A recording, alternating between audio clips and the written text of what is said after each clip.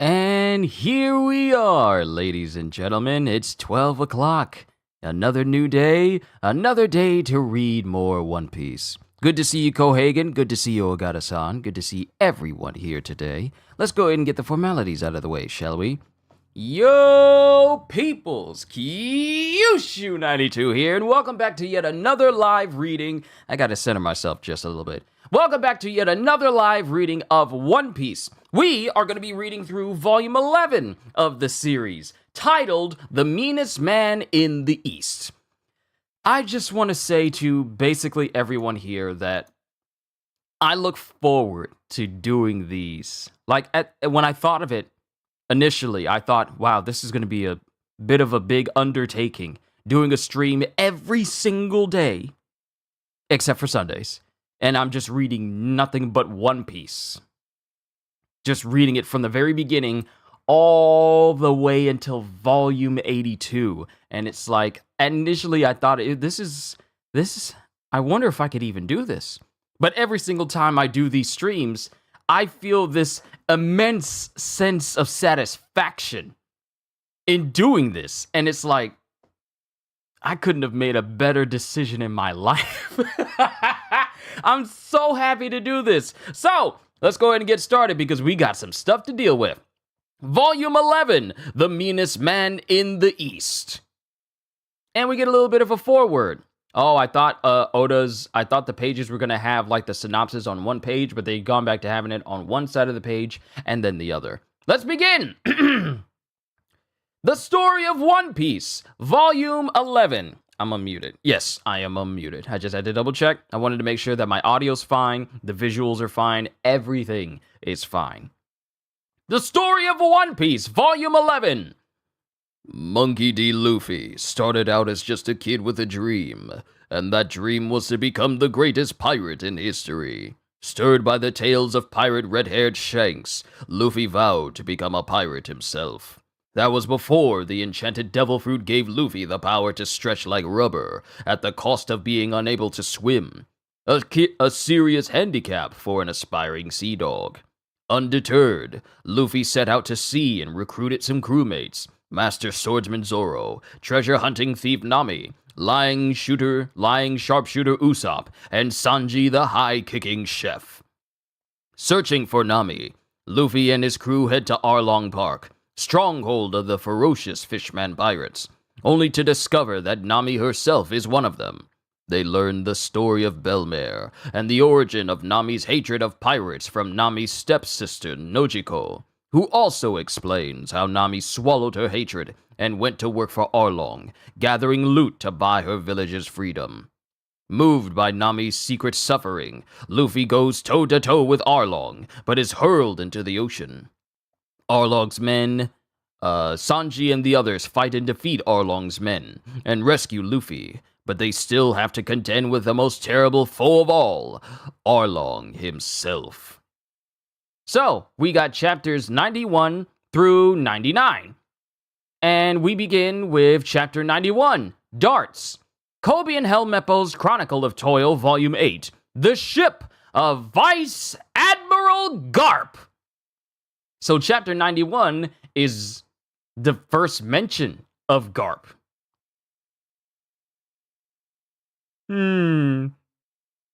I like it. Continuing. And then it cuts to Arlong, because in the last chapter, Luffy used one of the unconscious fishmen as a shield to shield himself from Arlong's tooth attack, because Arlong displayed that he can just take out his entire set of teeth and use them as, like, deadly canastas against Luffy. But Arlong is upset that Luffy used one of his own comrades against him. How dare you use one of my men as a shield? Hey, you attack first. Jeez, Luffy, you scared us. And then it cuts to Yosaku. Luffy has an idea. What is it? Has he found the key to victory? Sorry, something is just right on my eye, and it's poking it when I move my eye around. Gotcha, you nasty little eyelash. But Sanji says, has he found the key to victory? Tooth attack! And Arlong goes back on the offensive with, his tooth attack. And Luffy is just dodging out of the way. And then Luffy stretches his arm back,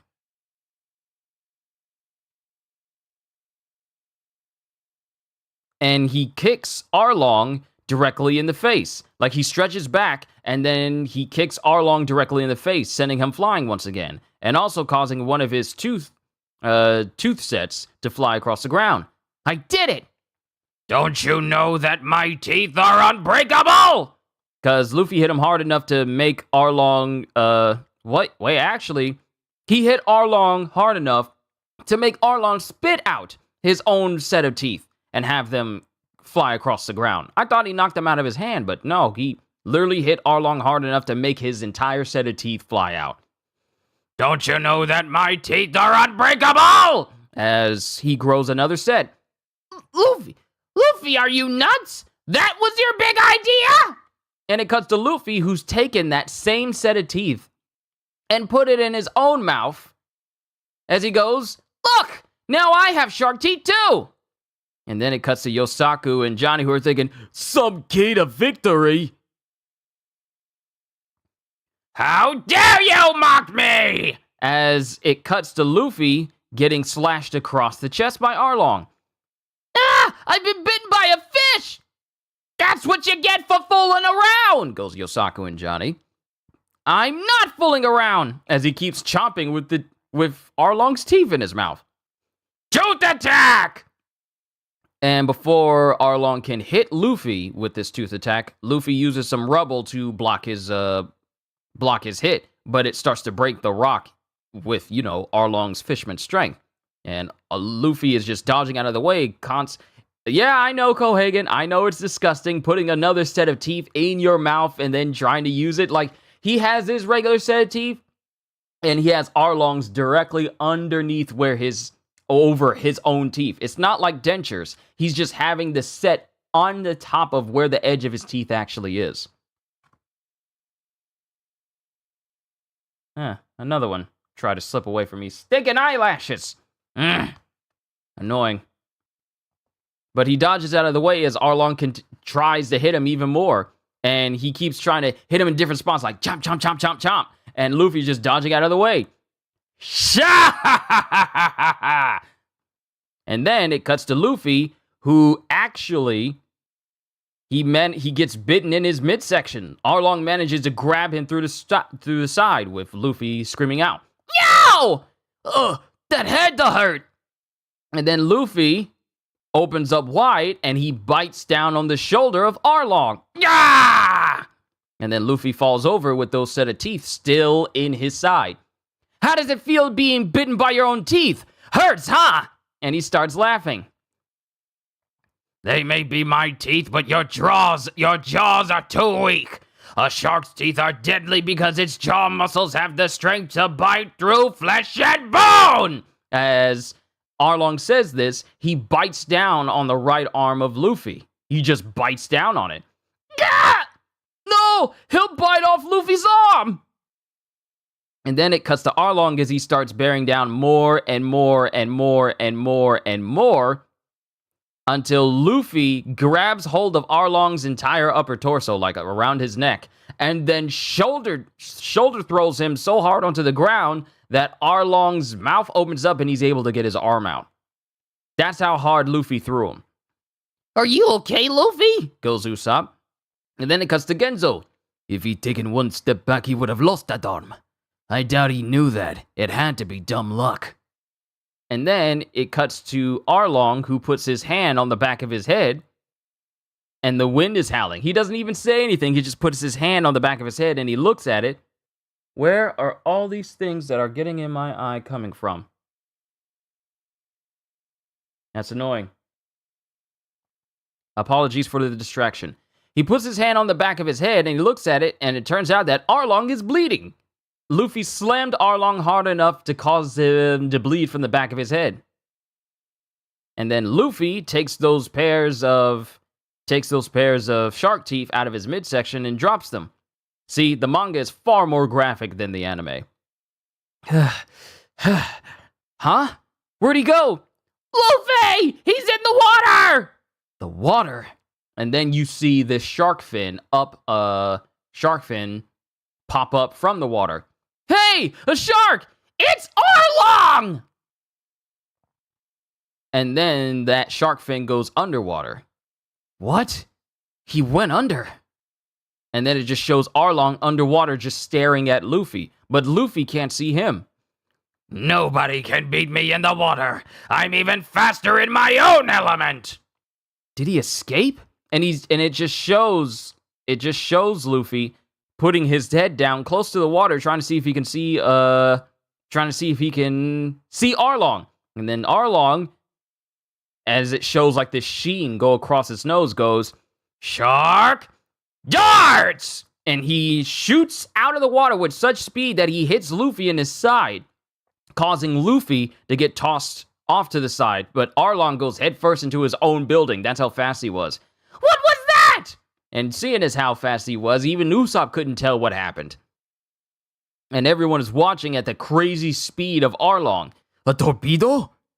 Arlong came out of the water! And then Luffy, still airborne, finally hits the ground with a crushing thud. But him being a rubber man, it feels as like my left eye wants to distract me, which is like, hey, you got those 2 eyelashes out. Now we're going to have some lint fall on it. And it's just going to wave in the breeze since you got your fan on. So it's going to tickle your eye a little bit. Bodily distractions. But Luffy is hurting because he's still bleeding. He's still bleeding. The amount of blood that these characters let out in this series is completely insane. You withstood my attack. But that just means your torment continues! Shark darts! And then Arlong does that same attack again and aims towards Luffy. But Luffy dodges out of the way.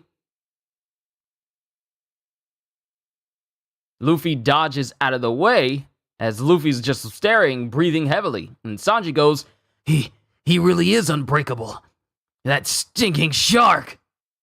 He got his nose stuck in the ground! And it shows that Arlong is just perpendicular towards the ground, like leaning at an angle because he went head first towards where Luffy was. Luffy dodged, so Arlong instead got embedded in the ground, just up in the air.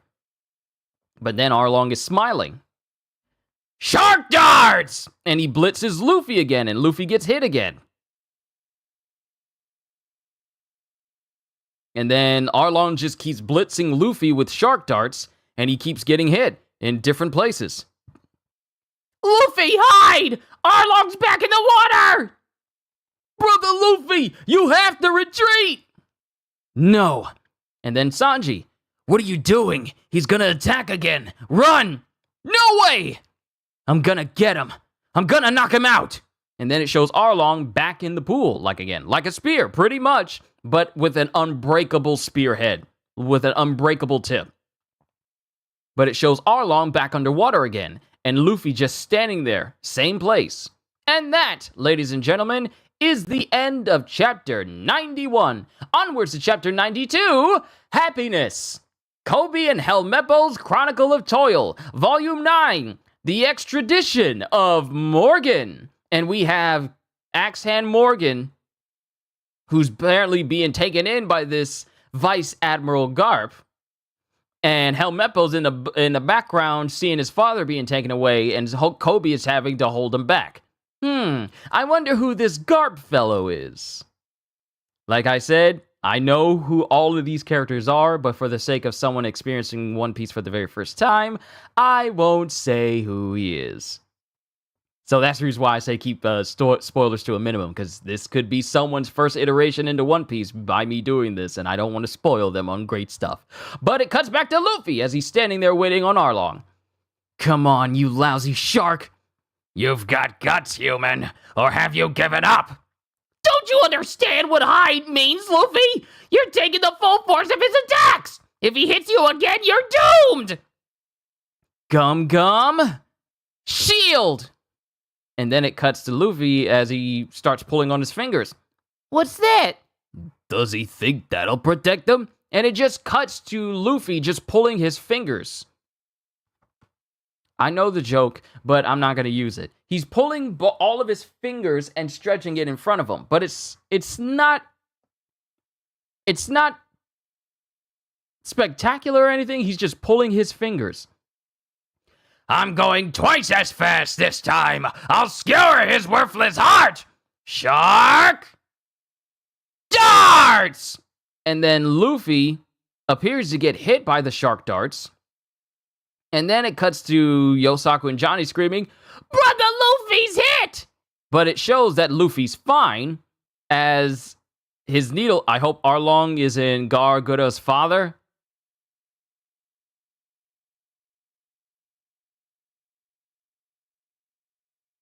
Interesting theory.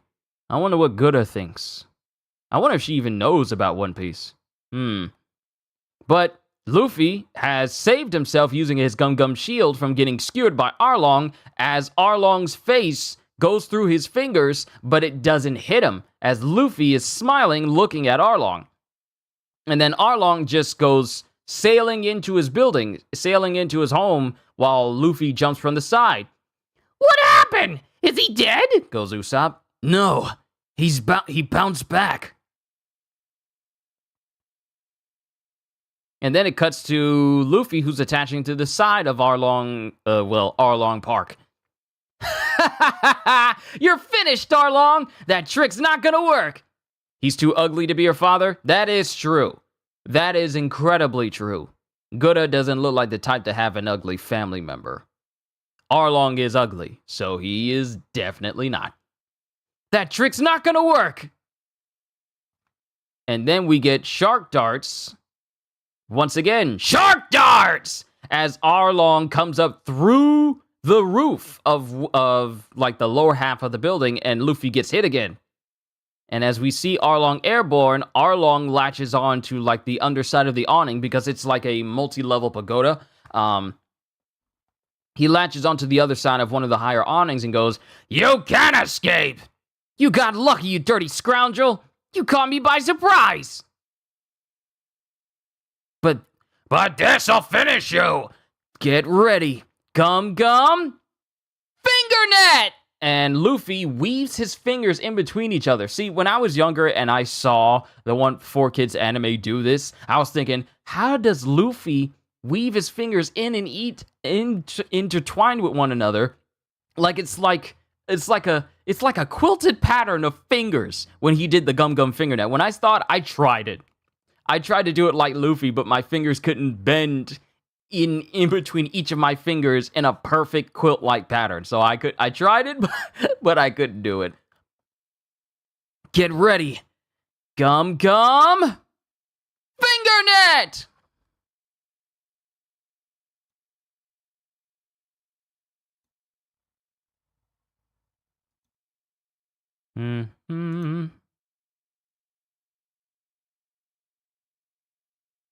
Nice try. See, I knew someone was going to try this again. This happened. See, I knew someone did this. Someone did this same thing years ago. Many years ago when I was going through one of my reactions. And they tried this very same thing. I'm not mad. I'm just disappointed that the amount of time it took you to do this, the amount of time that the internet has been out there. Insults have been in humanity for countless years. I'm not mad. I'm just disappointed that that's the only thing you could come up with. That is child stuff. You got the Urban Dictionary where there's insults everywhere and you couldn't go there? But you decided to take the one thing that is so played out, so overdone, that it's lost any sense of insults to people like me. You could do so much better. Really? That's it? That's it? You wanted to come in here and try and insult me and that's all you could do? Come on, bro. Do better. You can do so much better than that. So much better. I'm disappointed that you couldn't do better. I'm not disappointed that you decided to use that to try and insult me with, but I'm disappointed that you couldn't do better than that. I'm insulted that you couldn't insult me better. Come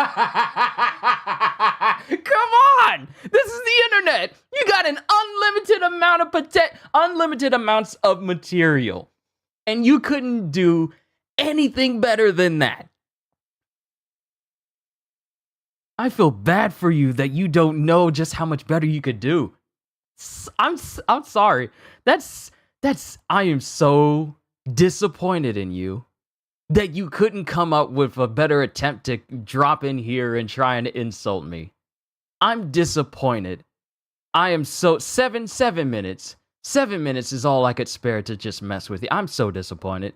That's just I feel sad. I feel sorry for you. I feel sorry for you. It just shows you that that's the depth of how willing you obviously didn't want to go the extra mile. You could have gone the extra mile. But you chose not to. I'm disappointed that your lack of drive was so minuscule today. Back to the manga. Come, finger net! And Luffy's fingers extend outwards as Arlong gets caught up in it.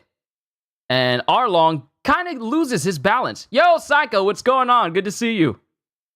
I know, Ogata. Don't even pay it any mind. Children who don't get their parents' permission to go online tend to act like that because they think, oh, I'm edgy.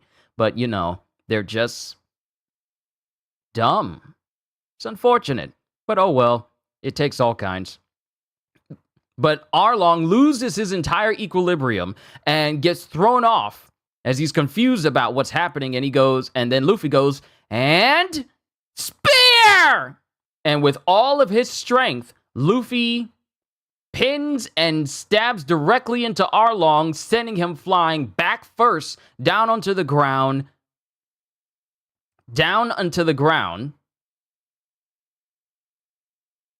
With extreme force, causing Arlong to shoot blood out of his mouth.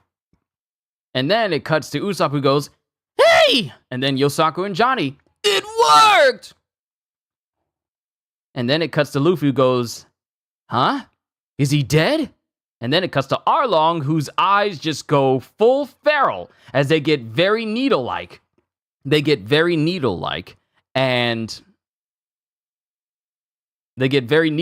he's just staring at Luffy with bloodshot eyes. And then it cuts to Nojiko and Genzo going, Arlong looks different. And then it cuts back to Sanji as he goes, that's how the fishmen look when they go berserk. Luffy's attack only enraged him. And then it cuts to Nami going, I've never seen eyes like that. And then it cuts to Arlong.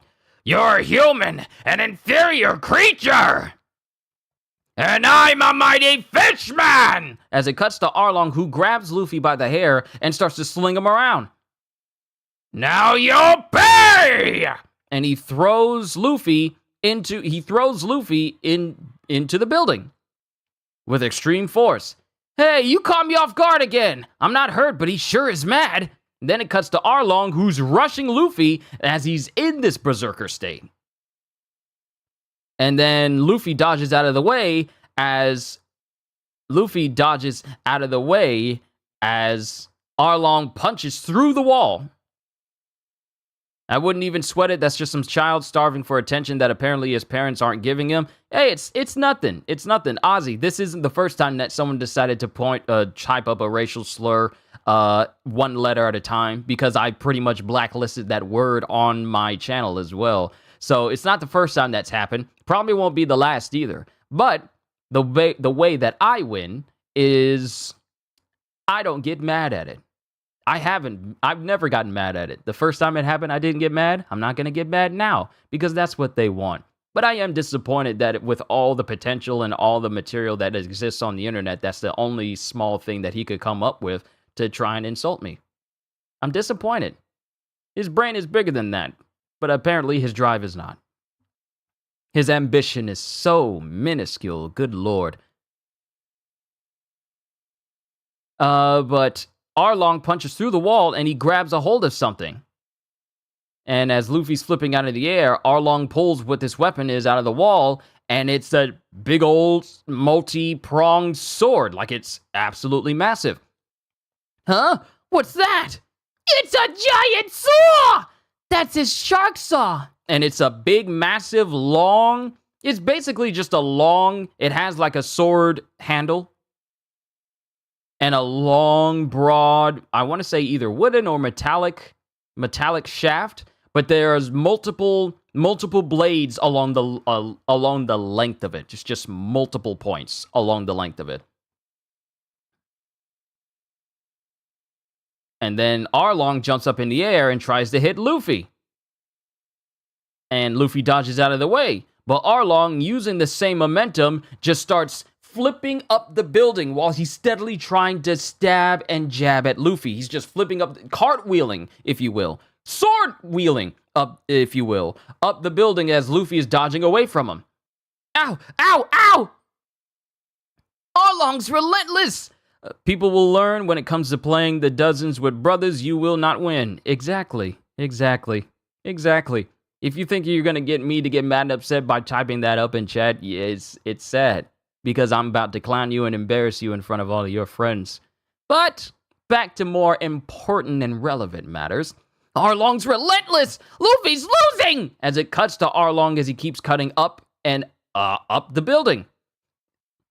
And then as Luffy finds that he's running out of room, he goes, and he looks, and he sees a window and he dives in the window before Arlong can hit him. He fled in the building. Anyway, you're here for the story of One Piece, as am I, Ozzy. Let's keep the good times going, because we still have much chapter to go through. Plus, that person's banned, so they're gone. They're gone, so they won't be intruding anymore. Then it cuts to Sanji. He fled in the building. And then it cuts, Sanji says, he fled into the building. And then Nami says, the top floor, the room on the left. The chart room.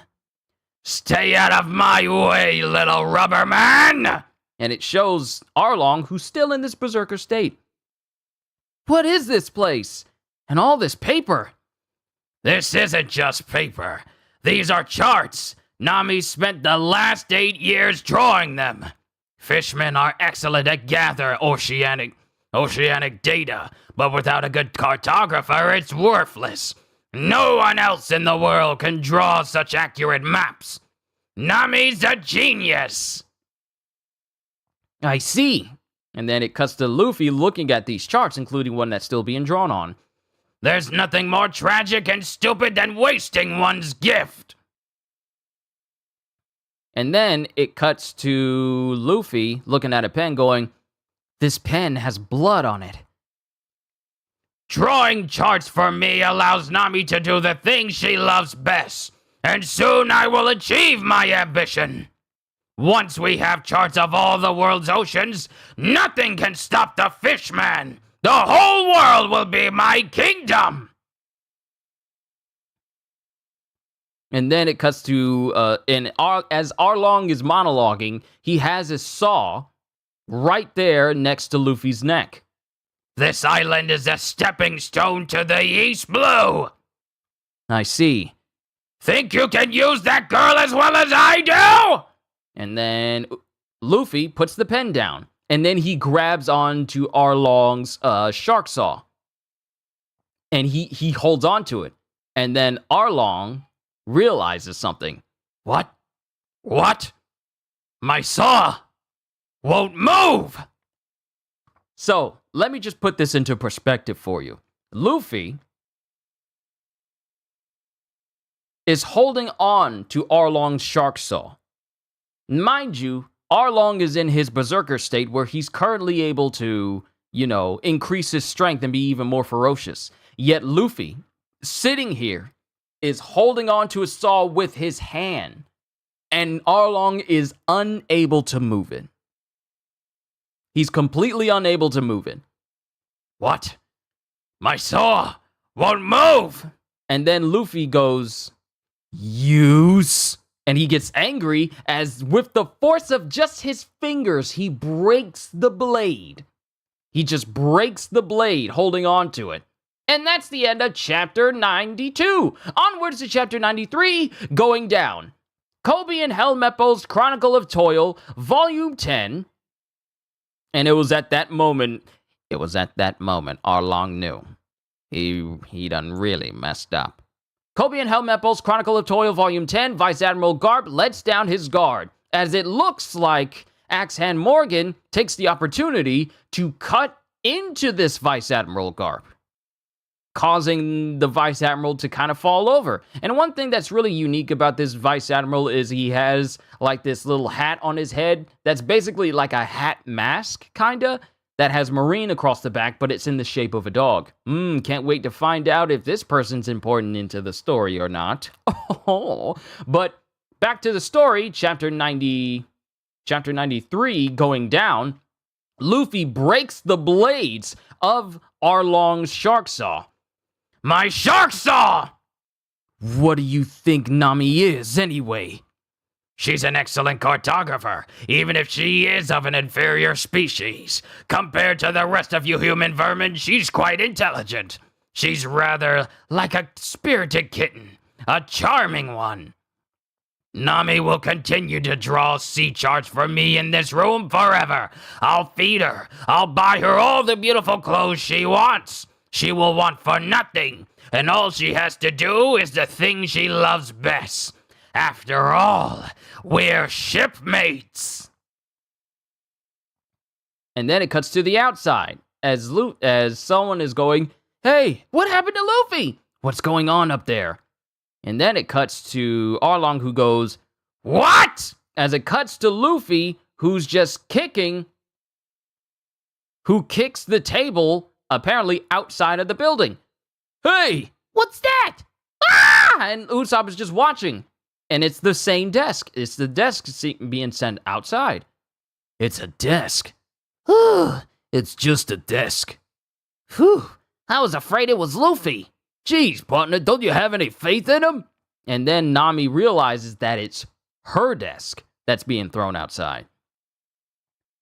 What? You thought the same thing, Johnny. No way, I thought it was Arlong. And then Nami realizes what's happening. And then it cuts to Luffy, who's basically destroying everything in the map, in the chart room. Blast you, what are you doing? And then Nami sees all this stuff being kicked outside, and Luffy is just going out of his way to just basically destroy the entire room. And Luffy and Usopp's on the outside seeing all this stuff fly out, going, What's that stuff coming down? And then it cuts back to Nami having a flashback of when Arlong first took her to the chart room. This will be your room from now on. Your desk, your pens, everything you need is right here. Then she sees that, then that same desk hits the ground. And then it cuts to... I can't tell if this is Luffy saying this or Arlong saying this. I think this is Luffy saying, "You lousy jerk!" And then it cuts to Arlong, who sweeps in one direction, but Luffy gets out of the way, allowing Arlong to slash through. And mind you, this chart room is filled to the brim, like walls almost to the ceiling, full of drawn maps that Nami has done over the years that she's been with Arlong. There's just all of them topped up. And Luffy dodges out of the way to cause Arlong to cut through a whole bunch of these maps. Have you ever tried putting a puzzle together? Have you ever tried piecing together back multiple stacks of pieces of paper? It takes a minute. And Arlong basically just made mincemeat out of all of his, all the maps that he was hoping to, use in the future. Blast my charts! As we see multiple charts getting sliced through. And Luffy proceeds to continuously destroy the room. My sea charts! And then it gets back to when Arlong was with Nami in the beginning. You nasty girl! You can't fool me! You drew this chart wrong on purpose! As back then, he slammed her head into the desk. And then it cuts to the present as more and more stuff from the chart room get thrown outside and destroyed. Then back to another flashback. Here's the new information. Now get cracking on those charts. And don't leave this room until you're done. Got that? Then it cuts back to the present. Curse you! You're destroying 8 years of Nami's work! And it just cuts to the outside as all of these charts and all 8 years of her work just fall outside and they just fall into the water, fall to the ground, get destroyed as soon as they hit the ground. And then it cuts back to Nami as she's just thinking of Belmer, no Chico. back then when she was younger. And even as Arlong has Luffy by the throat, Luffy takes this opportunity to stretch his fist out and continue destroying the room, even though Arlong has him in his grip. Then it cuts to who's Yosaku on the outside going, "That's some fight." And then it cuts to Nami, who realizes what Luffy is doing. And she gets teary-eyed as she thinks, "Thank you." Because Luffy is basically destroying the source of all Nami's frustration. She's basically destroying the chart room. Then it cuts back to Usopp, who's still outside. Well, Usopp and Sanji, who are still outside. "What is it? What's going on?" Oh no, it's Usopp going, "What is it? What's going on?" Then it cuts to Sanji. "It's over." And then it cuts to Arlong, who bites down on Luffy's neck as he says, "You've sealed your fate, rubber boy!" And then it cuts to Luffy, who's, screaming in pain because, he's getting bit in the neck. "I don't care how great the fishmen are," as he grabs hold of Arlong's nose. Because it's right behind him, like he puts his hand behind his head to grab a hold of it. Do you know how limber you gotta be to just do that? See, I don't do as much stretches as I should. I should do them. But to stretch this arm backwards, and then put this arm all even more backwards to grab onto a nose that goes past your shoulder, well, we can also attribute that to the fact that he's a rubber man as well, so he's super flexible. "I don't care how great the fishmen are. I don't care about sea charts or any of that. That stuff doesn't mean anything to me." As Luffy grabs hold of Arlong's nose, and Luffy's hands start bleeding because, it's a sharp nose. "But I finally figured out how to save her!" And in the process of him saying that, Arlong breaks Luffy breaks Arlong's nose. I don't know why I thought Arlong first. Luffy breaks Arlong's nose. This prized possession of Arlong's that he said it was unbreakable. He literally just said that a chapter earlier. It's unbreakable. But Luffy just broke his nose in 2 places. Ah! And Luffy just stares down Arlong with the most serious face with, "The problem is this room. She hated being stuck here. I'm gonna smash it to smithereens!" And then it cuts to Luffy kicking upwards through the roof. "Come! And Luffy kicks so hard that he pretty much destroys the entire centerpiece that's at the roof itself, and you see his foot go high up into the air. "Get away from those charts! No puny human can bring down Arlong Park!" As Arlong pretty much sets his nose back. Like he snaps his nose back into place. "Shark!" And it cuts to Arlong, who gets down on all fours and spins as he launches at Luffy. "Tooth drill!" So Arlong launches himself spinning at high speeds, mouth agape, at Luffy as Luffy's foot is still in the air. And then as Arlong gets close, Luffy screams out, "Battle Axe!" And then Arlong hits Luffy directly in his midsection. But before any lasting, "You can't destroy Candyland," "You can't destroy Candyland! Jenga!" That scene was funny. It really was funny. But before Arlong can do any lasting damage to Luffy, screams and brings his foot down, his Gum Battle Axe, directly on the back of Arlong, with such force that Arlong spits out blood, and the entire floor, mind you, they're on the top floor, the entire floor starts to cave in as Luffy screams out, and every floor just starts to implode from the force of this blow. And everyone just looks on in shock. What's going on? Ah! Everyone's watching. Sanji and everybody except Zoro because, he's out of it. And then Luffy's foot goes through every single one of these floors, carrying Arlong all the way to the bottom, where he lands with a tremendous crash. And then Luffy's leg snaps back to its original spot, back to its original position, and we just see Arlong at the bottom of Arlong Park. Mouth open, teeth broken, nose broken, bloodied all over, and unmoving. And then Luffy notices that the whole place is starting to rumble. Huh? Look! The shock was too much! Arlong Parks is... This is crazy! It's gonna collapse! Watch out, everybody! Get back! Nami, come on! But Luffy's still in there! And then, in a massive two-spread panel, all we hear is Nami scream out, Luffy! As all of Arlong Park comes crashing down.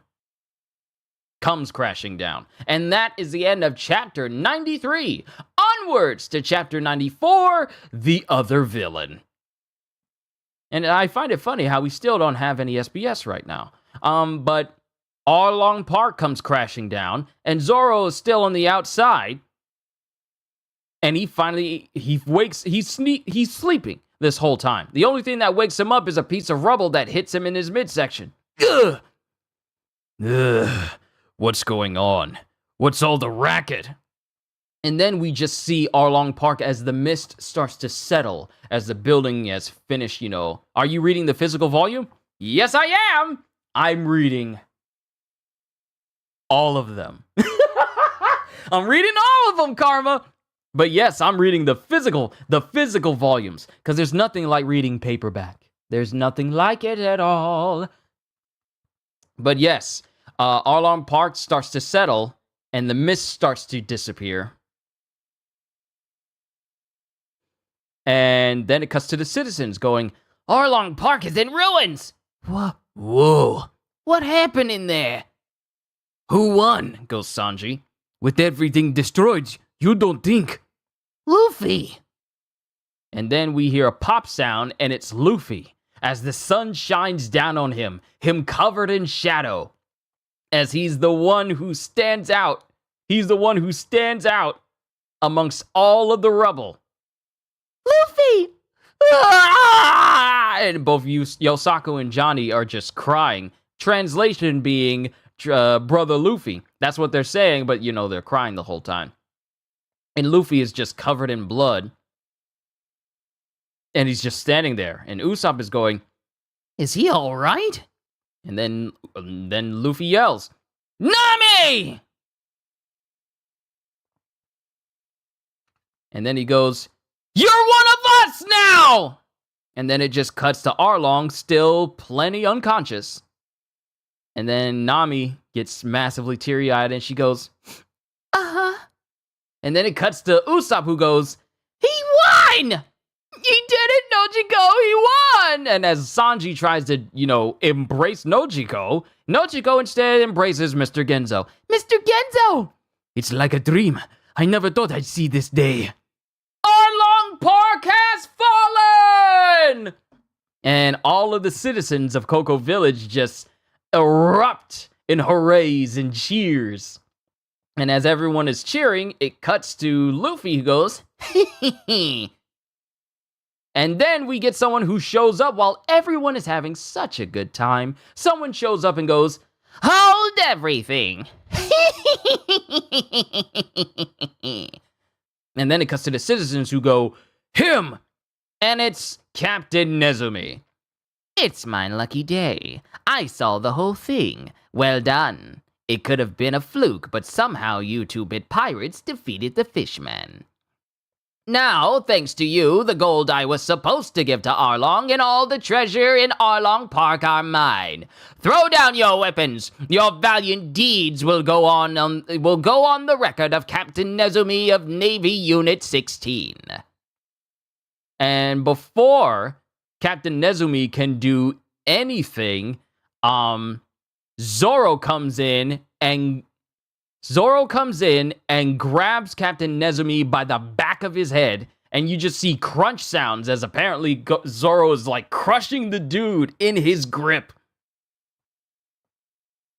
As Nezumi is screaming out, and then it cut as Nezumi is screaming out in pain. And all the other Navy soldiers that are there just get taken aback because they see Zoro. And then Usopp goes, Zoro! And then Zoro still, he still looks bad. He still has that fever. He still is not at his best. He's sweating. He's just shown in shadow with the most serious face going, "We're celebrating our victory. Don't be a wet blanket." And then it cuts to Captain Nezumi much later on, as he's been beaten up beyond recognition. Almost beyond recognition. Missing some teeth, crying and bloodied all over, including all of his Navy officers that are there with him. Yeah, all of Captain Nezumi, both him and his entire crew, just got bodied.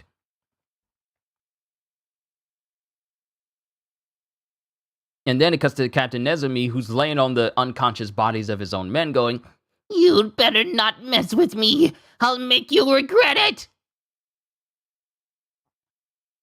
And then it cuts to Sanji, who goes, "He still doesn't get it." Then it cuts to Nami, who puts Luffy's straw hat back on his head. And then it cuts to Nami, who crouches directly in front of Captain Nezumi. "This is for shooting Nojiko and wrecking Belmare's Tangerine Grove." And then she delivers the coup de grace and slaps and hits Captain Nezumi with such force with her staff that he goes sailing into the water and skips a couple of beats. Like, I don't think we never mentioned it, but if she wanted to, Nami's got a little bit of strength for you to knock a person's body across the water. That takes strength. But she hits him for the last time and sends him flying into the water, with the other Marines going, "Captain!" And then Nami's just standing there. Then it cuts to Nojiko. "Thank you, Nami. I feel better now." "Hit him 1,000 times more," goes Genzo, because of, since he was working with Arlong, he's pretty much oppressed the people of Cocoa Village as well. So, he kind of deserves a couple more licks. One more for me. Gah! And then it cuts to Captain Nezumi, who gets out of the water as Nami pulls him by the face and goes, "Now you guys are going to clean up these fishmen and help rebuild Gosa. And you don't get any of the treasure of Arlong Park. That money belongs to the people of this island. And one more thing." "Ow, ow, ow! Whatever you say." "Give me back my money." "Okay, okay." "I won't forget this, you rotten pirates. You in the straw hat. You said your name was Luffy. So you're the captain. Remember this. You've incurred my wrath. Now something terrible will happen to you. I'll pay you back in spades." As it cuts to Captain Nezumi and his crew swimming out of Arlong Park because, they've been pretty much disgraced, as it seems here. And then it cuts to Sanji, who goes, "He says something terrible's going to happen. How did he know about me becoming king of the pirates?" "That's not it, you idiot." "Hey, what'll we do if something terrible really does happen?" goes Usopp. And then it cuts to Genzo. "Who'd that ever imagine we'd be saved by pirates?" "You never know," goes the doctor. Then it cuts to Genzo, who just, fixes his hat. Then it cuts to the citizens who are running through the village, carrying the destroyed flag of Arlong and his pirates. "Come on, everyone! We shouldn't be celebrating by ourselves. Let's tell everyone on the island the good news! Arlong Park has been destroyed!" Then it cuts to some time later, as we are at the grave of Belmare. "It's all over, Belmare. It took 8 years, but finally everybody's free.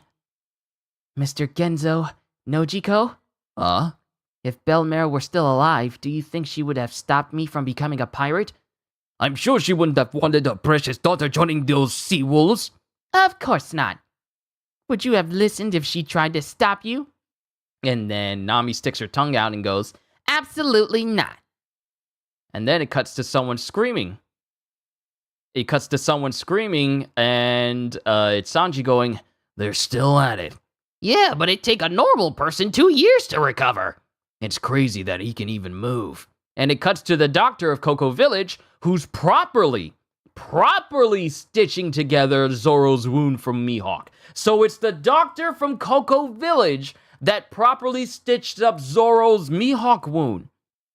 Mind you, I never read these chapters initially, so I didn't know how it got fixed. I thought it just got fixed on its own arbitrarily, but now I know that it's the doctor who was in Cocoa Village who stitched up Zoro so that his wound could properly heal. If it wasn't for that doctor, his wound probably would have been in worse shape if they didn't find a doctor. So thank you, Cocoa Village Doctor. You numbskull trying to fix such a serious injury yourself. Is there a doctor on your ship? Oh, as this dude is stitching together Zoro. A doctor? That would be nice, but a musician should come first, right? Why a musician? Well, pirates sing, don't they? And then it cuts to Genzo, who's just walking with Nami and laughing. Why are you laughing? No, it's Genzo walking with Nojiko. Why are you laughing, Mr. Genzo? I can't help it. There's no doubt about it. Your Belmer daughter's all right.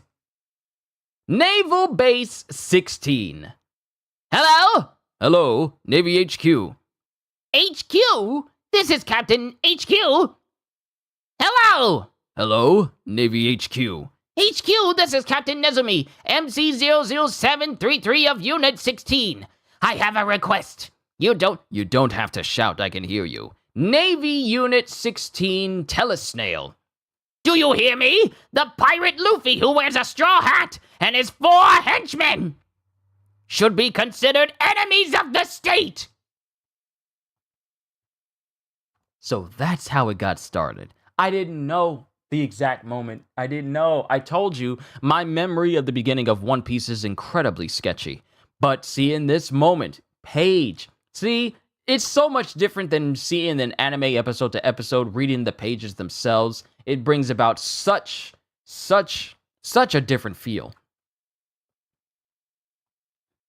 Do you hear me? The pirate Luffy, who wears a straw hat, and his 4 henchmen should be considered enemies of the state. Luffy and Navy HQ Information Office. Considering how dangerous these marauders are, we must put a price on their captain's head. Yes, sir. I'm sending you a picture of him. How did you get a picture of him? Couldn't you have taken a better picture? I did my best. After confirming the facts, I'll request approval from the General Staff. Well, get this straight. He's a vicious pirate. I want him dead or alive. Send out a worldwide all points bulletin for his head.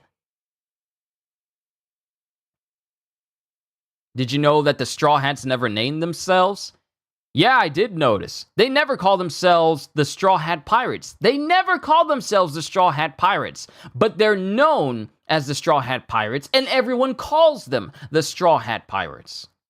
But they never refer themselves as the Straw Hat Pirates. They just say, like, welcome to the crew, or this person's joining the crew, welcome to the crew. But we never really get that. And that's the end of Chapter 94. Onwards to Chapter 95. Spin Pinwheel. Kobe and Helmeppo's Chronicle of Toil, Volume 11. The improbable hostage. As it cuts to Axan Morgan after cutting across Vice Admiral Garp, he's holding his own son hostage, while all of the Marines are, some of them are taken aback, but the ones who are with Garp are preparing to kill him. They might have taken the picture after page 13. Hold on, let me see if I can find it.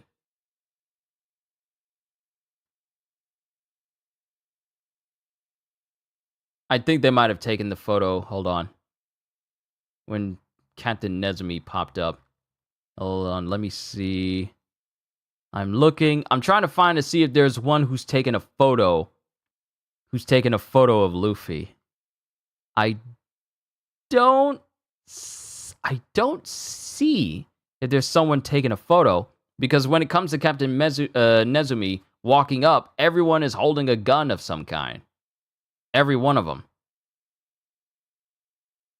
Of course, it could have just been one of the people who were obscured by a body part that was taking a photo. It might have been. Chapter 95, Spin Pinwheel.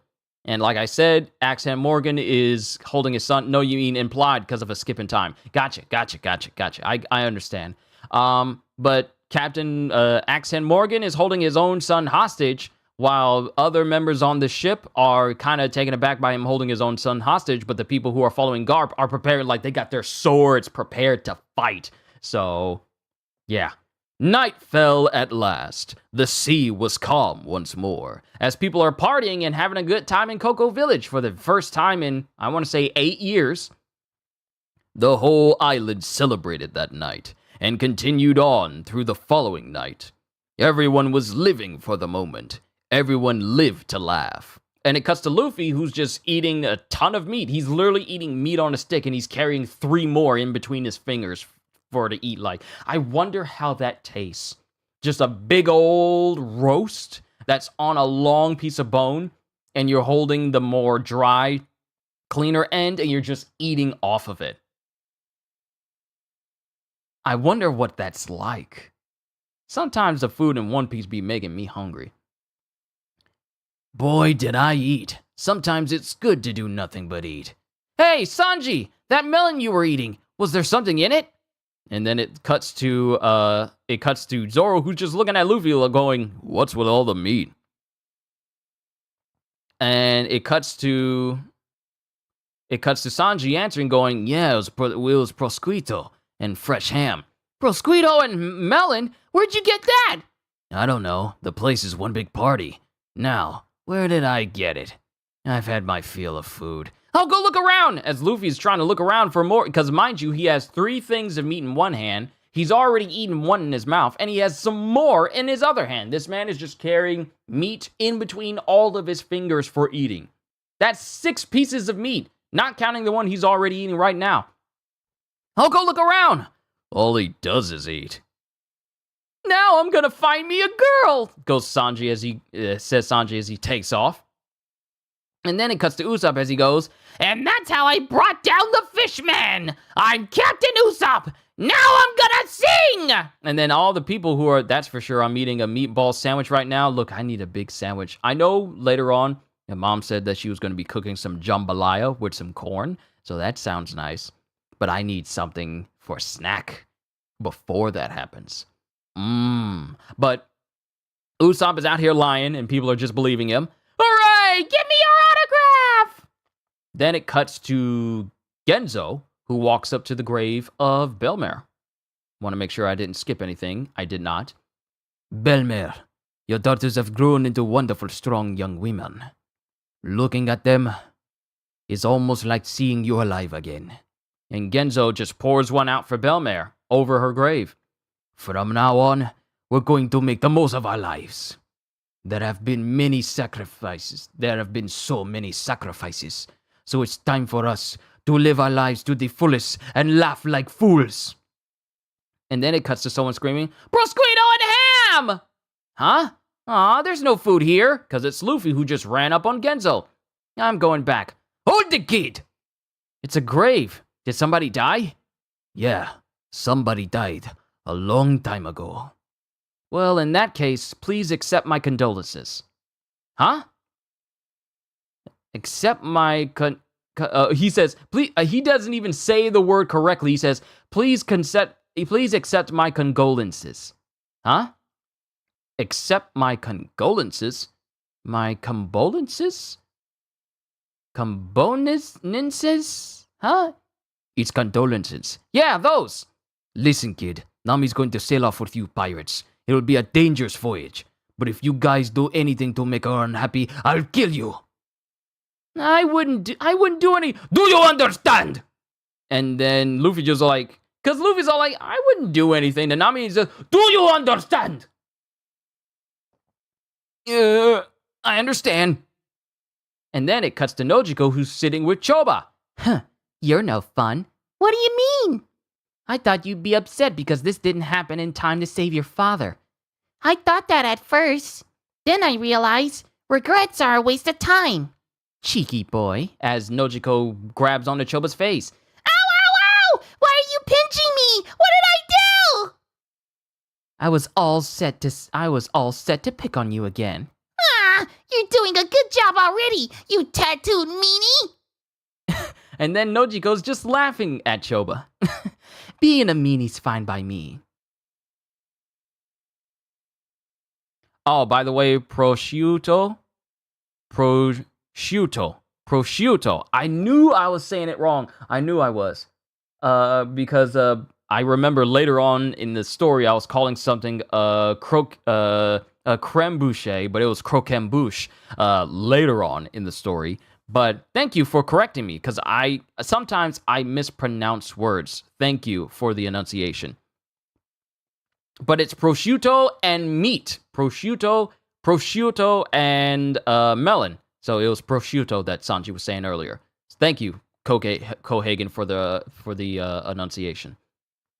Being a meanie's fine by me, says Nojiko as she's laughing at Choba. Then we cut to later. Will it be completely gone? And it cuts to... Oh, wait. No, this is Nami who says, will it be completely gone? Not completely. You'll always have a scar. That's how it is with tattoos. It'll never be completely gone. And then it cuts back to as the doctor's thinking, and then we get another flashback of Nami. I don't want anyone to see my tattoo. I'm not one of them, but now I've been branded a pirate.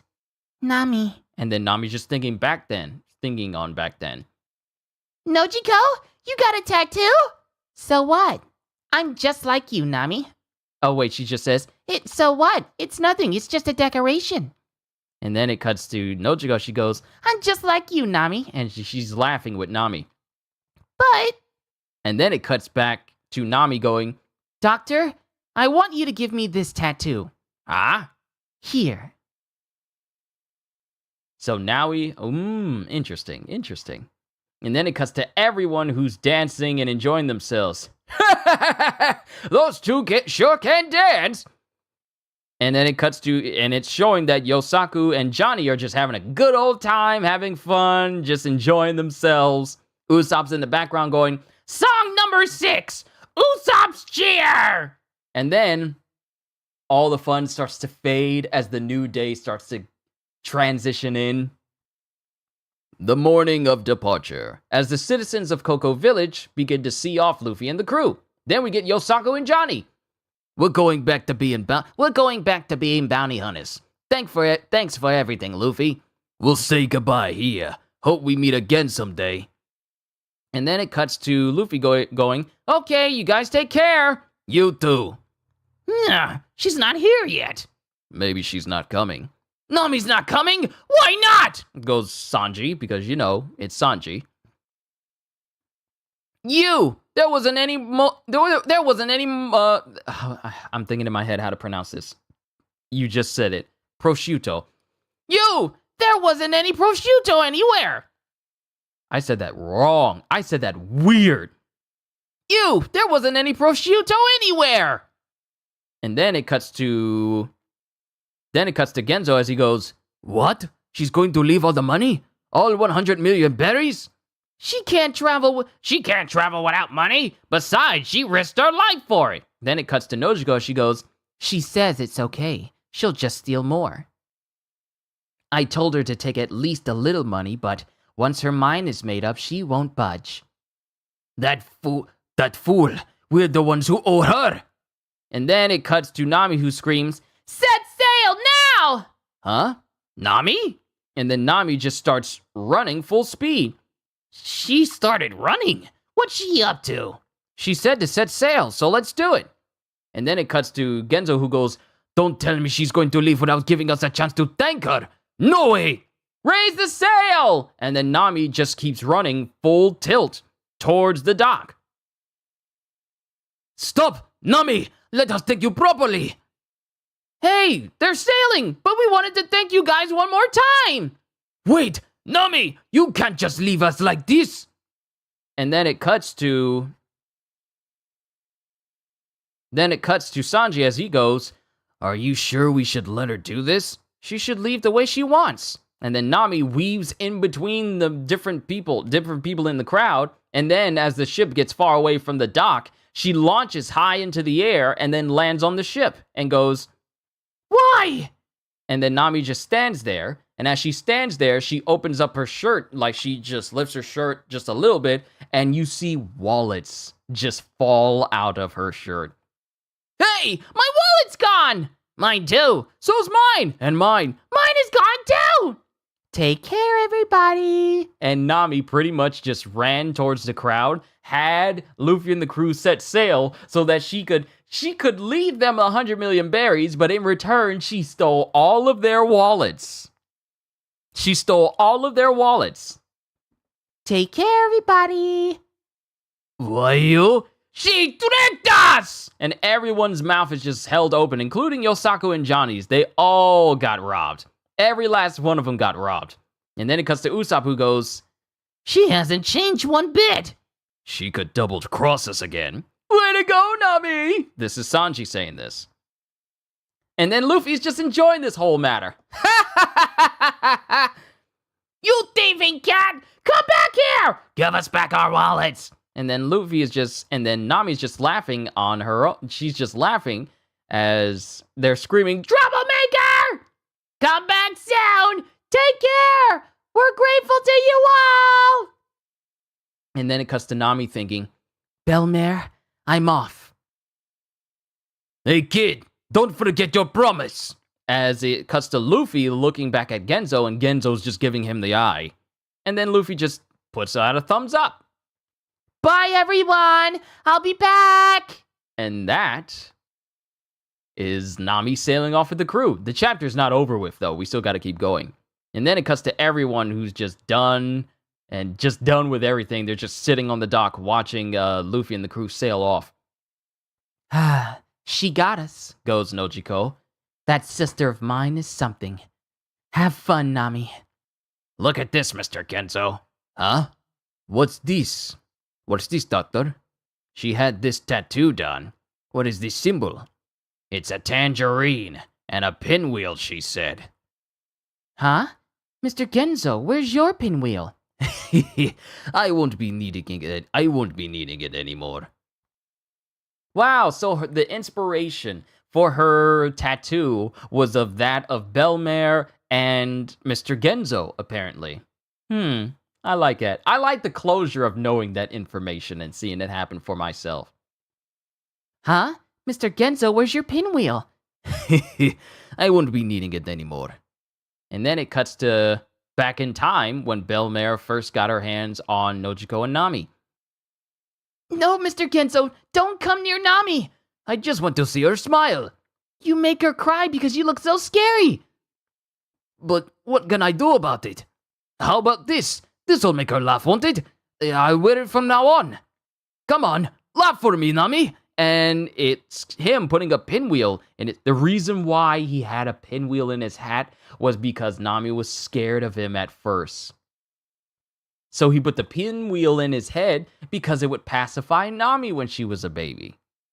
I like this. Come on, laugh for me, Nami. Laugh for me, Nami. Mr. Genzo, and pinwheel's not going to, and it cuts to baby Nami just laughing. I can't do baby laughs, so I'm not even gonna attempt. The skies are clear, and the winds are fair. This is narration. And the pinwheel merrily spins.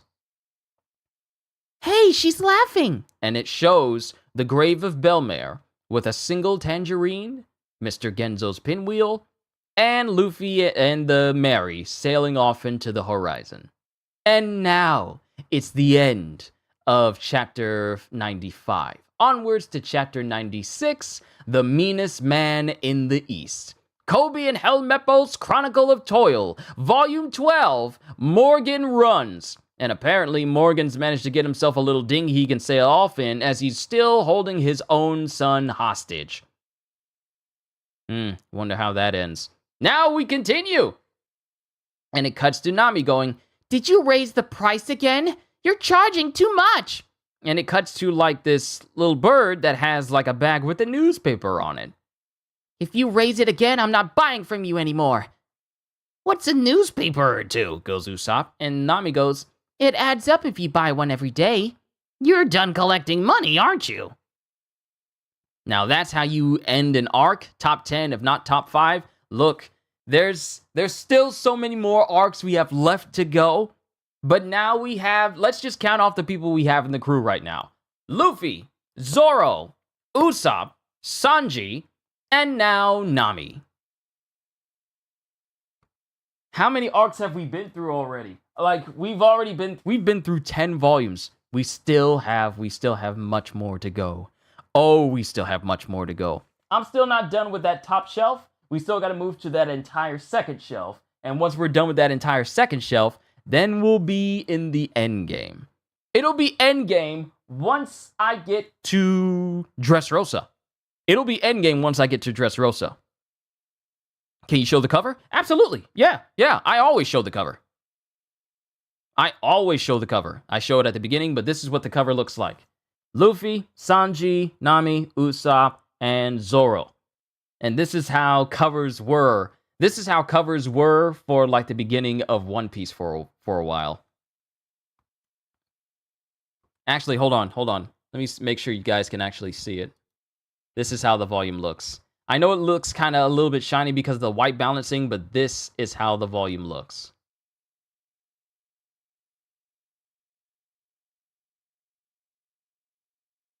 It's a good volume. It's a very good volume. All right, let's continue on, everyone.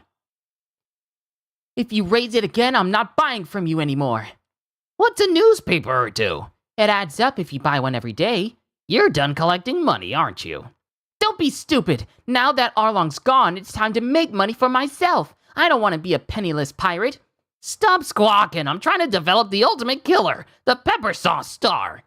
Anyone who gets this in his eyes won't stand a chance. As it cuts to Luffy falling directly in onto Usopp, causing that same pepper sauce star, the pepper sauce, that goes directly into Usopp's eyes. Hands off! And Luffy gets tossed aside. And then, as Luffy gets tossed aside, Usopp is screaming in pain because the sauce is in his eyes. And Luffy goes, "What? Can't I have just one?" "No. This is Nami's Tangerine Grove. I won't let you touch them." "Okay, I'm in too good of a mood to fight." And then it cuts to Sanji, who continues, "Nami, I shall guard this grove with all the love in my heart." Aw, thank you, Sanji. She's got him wrapped around her finger. And then it just cuts to Usopp, who's still screaming in pain because his eyes got doused with sauce. Yay! We're finally sailing for the Grand Line! The world sure is in turmoil. There's another coup d'etat in Vera. I know Zoro's the first mate, but who's standing on the cover? He looks like a bodyguard. He really does, doesn't he? He really does. I mean, this was pretty much a Nami-centric volume. At least it is thus far. So, of course, she gets, like, center page, right? But at least he's standing right next to Luffy and company. Because Luffy is still dead center. But going back, hold on, let me do this right. The world sure is in turmoil. There was another coup d'etat in Vera. Huh? It's an ad. Oh. Uh-oh. And then everyone screams. Ah! And at long last. Is the cover pink? If so, it looks nice. Yes, it is. It is, in fact, pink. It is pink. With like a deeper pink in the background, or maybe like a light red. But this is a pink volume. It's a pink volume. How many more of that do I have? I think this might be the only genuinely pink. Volume in my whole collection. Nope. There's another one, but that's all the way in Dressrosa. We'll cover that later. But they all scream as we get narration. And at long last, the merry-go sails for the Grand Line. Then we cut to another location. This very nice, well-trimmed area. Navy headquarters, under direct control of the world government. And we have someone talking going, "So you're saying that our branch units are unable to deal with these pirates?" "That is correct." "Buggy the Clown, 15 million. Don Krieg of the Pirate Armada, 17 million. Sawtooth Arlong of the Fishman Pirates, 20 million. The average reward in the East Blue is 3 million berries, but each of these pirates is worth over 10 million. Their pirate rings have now been smashed. Their pirate rings have now been smashed. Commander brand new of Navy headquarters. This is his first time being seen in the series. We see him so much more, but chapter 96 is the first appearance of Commander brand new. Starting a reward at 30 million is unprecedented, but we believe it's necessary. We must nip this evil in the bud before it spreads. And it shows that Luffy's new bounty has been posted. His very first bounty, as he starts off with 30 million berries. And then it cuts to another person who screams, Anyone who wants to leave is free to do so. This is the stronghold of liberty. In this age of pirates, no weakness is permitted here. It is not the fault of the citizens if they fall prey to cutthroats. We are justice. If evil forces sail the seas, it's up to us, the Navy, to use our might to crush them. In the name of absolute justice! Yes, sir! And then this is them just screaming out, in the name of absolute justice. As we see these individuals standing with big old cloaks over their backs with the kanji for justice on the back. Then we cut back to Luffy and everyone. We're wanted dead or alive. They say we're worth 30 million berries. As usual, you guys have no idea how serious this is. The Navy's hunting you, Luffy. At that price, headquarters is probably involved. The toughest bounty hunters are going to come after you, too. And then it cuts to Usopp, who goes, Look, I'm known all over the world. And then it cuts to Usopp pointing out the fact that Usopp is in Luffy's bounty poster, but you don't see his face. You see the back of Usopp's head when this picture was taken. Look, I'm known all over the world. You're grinning like an idiot. It's nothing to brag about. Don't be jealous. If you get to be a big shot, they might put you on a poster too, even if you aren't a captain. Then it cuts back to Nami. This is no time to be relaxing in the East Blue. Okay, let's sail for the Grand Line, man! Yeah! It's kind of crazy how we haven't seen a single bounty hunter. Yeah, it is. All of the bounties, and this isn't a spoiler or anything for those of you who are new to One Piece, but during the course of Luffy and his crew having bounties, there isn't a single person that tries to go after him for his bounty. Ain't that crazy? They get bounties, but no one tries to go after it. Karma, I never thought of that.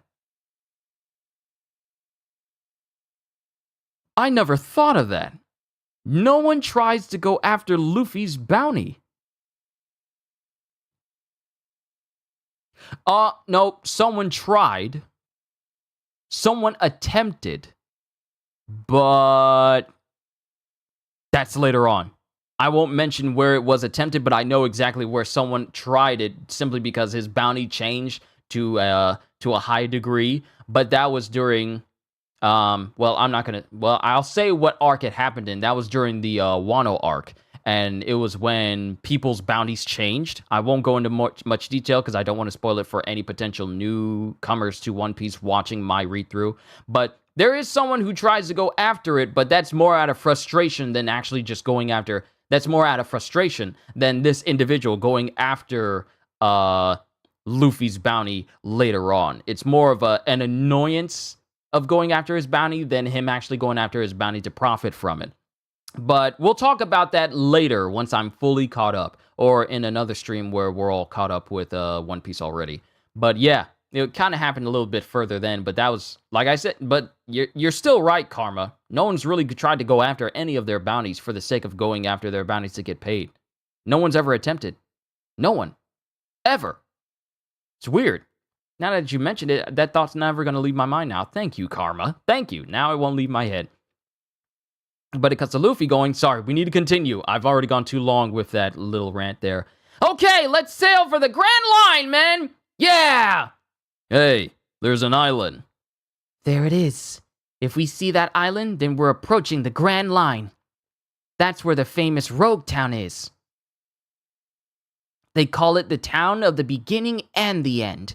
The Pirate King Gold Roger was born there, and executed there. It's where the Pirate King died. Wanna go there? And we cut to Rogue Town, town of the beginning and the end. Wow, this place is huge! So this is where the Age of Pirates began. Right, I'm going to see the execution scaffold. I can probably get some good cooking ingredients here, and some cute chicks. I guess I'll go find us some equipment. There's something I want to buy too. I'll be glad to lend you some money at 300% interest. You insane. You insane. Lending you money for 300% interest? You're asking for more money back than the money that Zoro was probably going to ask you for. Ain't no way. Ain't no way. Ain't no way. In this economy? In this economy? You crazy. 300 interest. But it cuts to Zoro walking by himself. So, you're not with that monster today? Our boss is in jail thanks to you lot. Now you're going to pay. Then you haven't had enough. Well, I'll be happy to take you on. And then it cuts to these two big individuals as they're standing in front of someone. They're standing in front of someone. What? You want to fight us? All right, then.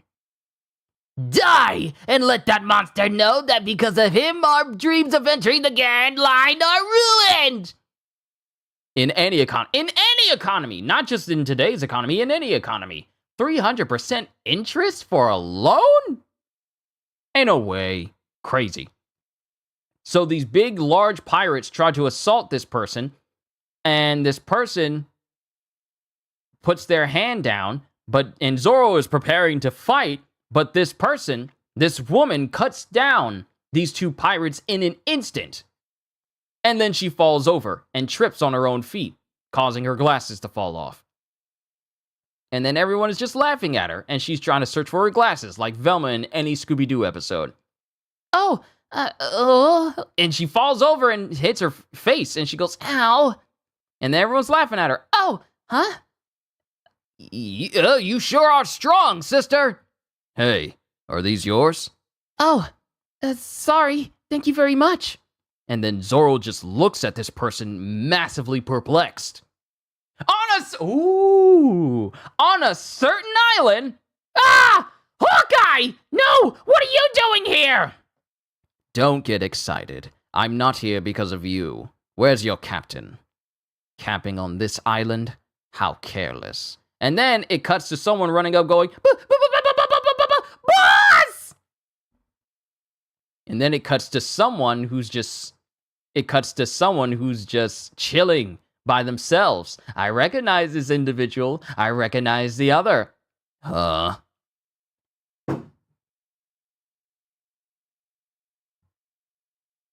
What in the world was that?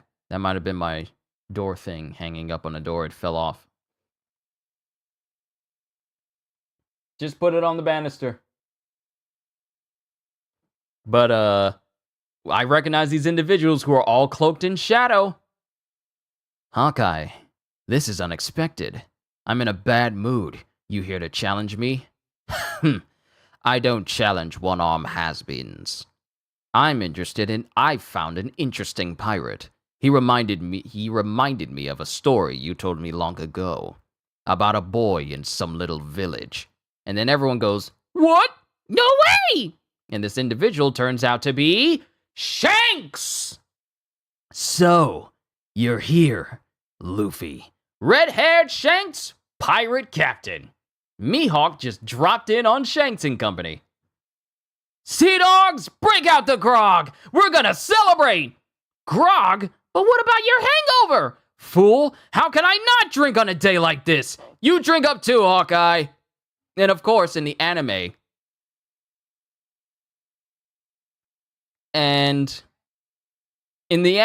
it was drawn out a lot more where Mihawk was in fact going to drink with Shanks and the gang, and they were all cheering about Luffy finally becoming a pirate. But yeah, it's Shanks and his crew that are on the island, and Mihawk came to talk to him about it. There's no way he was able to travel there from Baradier in that span of time. You doubt the strength and power and skill of the world's strongest swordsman? This man sailed around in a small boat with nothing but a chair and some lights on it. In the Grand Line, no less. I don't doubt that Mihawk was able to get to the island where Shanks was at. Mind you, time has passed, so who knows how far away the Baratier was from the island that Shanks was at. Who knows? Who knows how long? But it's still Mihawk, though. If he's able to stand the Grand Line in that small boat, then, I mean, I don't put it past him to know exactly where he can find Shanks and still sail around in that same small boat. But yeah, Shanks is on this island with Mihawk, and they're just chilling and having a good old time. Then we cut back to Windmill Village, Luffy's hometown. Hey, Luffy's become a wanted man. Good for him! This village may end up being the home of a famous pirate yet. That would be great. Shut up, fool! What's so great about having this village be home to a criminal? And then it cuts to Makino. Look how happy Luffy is, Mr. Mayor. A pirate's a pirate! But it was his dream. Are you worried? His dream or his destiny? His dream or his destiny? And that's the end of Chapter 96. Onwards to Chapter 97, Kitetsu number 3. Kobe and Helmeppo's Chronicle of Toil, Volume 13, Artillery Attack. Mihawk isn't afraid of storms. Storms are afraid of Mihawk. Look, Mihawk, when I think of it, it's like he's like the Chuck Norris of swordsmen. Storms stop when Mihawk decides to sail through them. Ships decide to split themselves when Mihawk draws his sword. Mihawk doesn't break swords. Swords break themselves out of respect of Mihawk's swordsmanship. That is essentially what Mihawk is. But Chapter 97, Kitetsu number 3. Kobe and Helmeppo's Chronicle of Toil, Volume 13, Artillery Strike, as it shows the Marines preparing to fire on the ship where Helmeppo and Morgan are, while Kobe looks on in shock and horror because he's just thinking that Helmeppo could possibly die. Then it cuts to Nami, who's trying on different clothes. How's this? Oh my, you look stunning. And this? Oh, so elegant. Why, madam. This. So elemental, madam. How's this? Electric. And this? Exquisite. This? Sexy. Mihawk doesn't get wet. Wet is getting Mihawked? Exactly. If anything hits Mihawk, it's because that object didn't know where it was going, and it will then apologize and then destroy itself for their mistakes. Of course, Mihawk's never been touched at all, so you know. Mihawk meeting Shanks might be the only time when pirates meeting doesn't end up in a clash. We'll talk more about that once we get to those specific moments, Karma. Oh, I can't wait. I can't wait for the next volume tomorrow. And this? Sexy! Eccentric! So you'll be purchasing them all, I take it? No thanks. I like casual clothes. Maybe next time! As the shop owner is thinking that all these clothes that Nami is trying on, it means like, oh, she must have the money to buy all these. And she's all like, nah, I'm just window shopping. And then he's just crying because he's missing out on a sale. One thing about this shop owner is that his hair is styled basically into a coat hanger. Like it extends outwards. It extends outwards, and then the top of his head is basically the hook of a coat hanger. I never noticed it, but now I do. Maybe next time. They're much more comfortable. Oh, I like casual clothes. They're much more comfortable. Maybe next time. And then it cuts to Luffy, who's getting closer and closer to the execution scaffold. The execution scaffold. That's it. That's where Gold Roger was executed. The greatest pirate of all time died right there. This is where the great age of pirates began. And in one panel, it just shows it as if Luffy and the scaffold are the only things that are there. And then it cuts to Zoro as he goes, I was so weak. Darn it. Still, it's uncanny how much she looks like Kuina. Because this individual who Zoro saw fight those two pirates looks just like Kuina. When she had her glasses off, she looks just like her. I'm sorry. Like two peas in a pod. And she's even a swordsman. I guess female swordsmen do exist. I doubt I'll see her again, though. Still, I was weak. And then we cut to at a weapon shop. I want a sword. Oh, yes, yes, yes, yes, yes. Yes, yes, welcome. Please come in and look around. Matsu, weapons shop owner. Old swords, newer swords, and brand new swords. We have them all, and a solid reputation of over 200 years in the business. I have 100,000 berries. Sell me 2 swords. 100,000? 2 swords for 100,000 berries? And Matsu thinks, This guy's a bum. You'll only get a blunt sword for 50,000. Got it? What an amateur. I'll take whatever you've got. I'm low on cash right now. And then Matsu looks at Zoro's sword and his eyes light up. The sword at his waist. Could it be? Could I have a look at that sword? Why are you shaking? This is it. Calm down. This is your big chance. This poor sucker walked in with a legendary sword. Just talk to him calmly. Now, mind you, this so-called legendary sword that Matsu is talking about is the same solitary sword that Zoro has left, which also happens to be Kuina's sword that she used to use before Zoro left with it after her death. Apparently, Kuina's sword is a legendary sword. This poor sucker walked in with a legendary sword. Just talk to him calmly. This sword's no good. What? Wait, sorry, I lied! Look here, friend. Maybe we can work around your lack of funds. This sword is nothing special, but it might be worth something. I'll give you 200,000 berries for it. Then you'll have 300,000, and you can buy 3 swords for 100,000 berries each. Huh? What are you talking about? Forget it. 500,000 berries then. I almost have him. Yeah, so Zoro's left-handed? I mean, he has it. Yeah, he has it at his left side. He has it at his right side. He has his sword at his right side. So I wouldn't say he's left-handed. I'd say he's ambidextrous due to the fact that he can wield 2 swords in one hand. So I'm pretty sure he's ambidextrous. It's just that he likes to wield them, but maybe he is left-handed since he doesn't have his swords on all sides of his body, but prefers to have them all on his right side. So you might be right, Kohigan. He might be left-handed since they're all on that one side. I'll look into it. I almost have him. What the heck? I'll give you 650,000 berries for it. How can he refuse? Listen, this sword isn't for sale at any price. And then it cuts to this person who walks up next to Zoro and goes, Whoa, that sword! Could it be? Don't say it! Don't say it! What's she doing here? And it's the same lady that defeated those two pirates earlier that Zoro saw. This is the Wado Ichimonji, the straight road of peace. Wado, what? Look at this blade. Sure, that's its name, but it's no great shakes. It's no great shakes.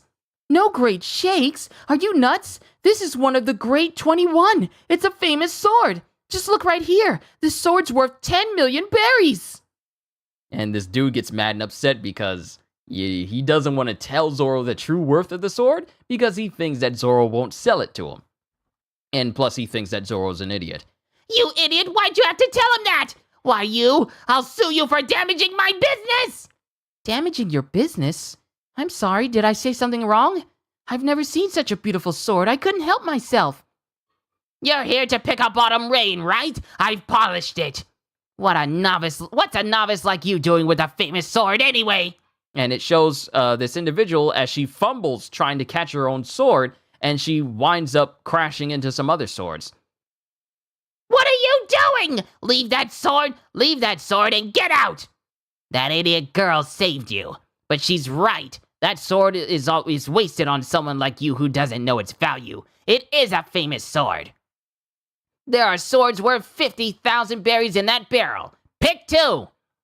What's he so mad about? Huh? I met you on the street earlier. And then Zoro, seeing this person that looks like Kuina,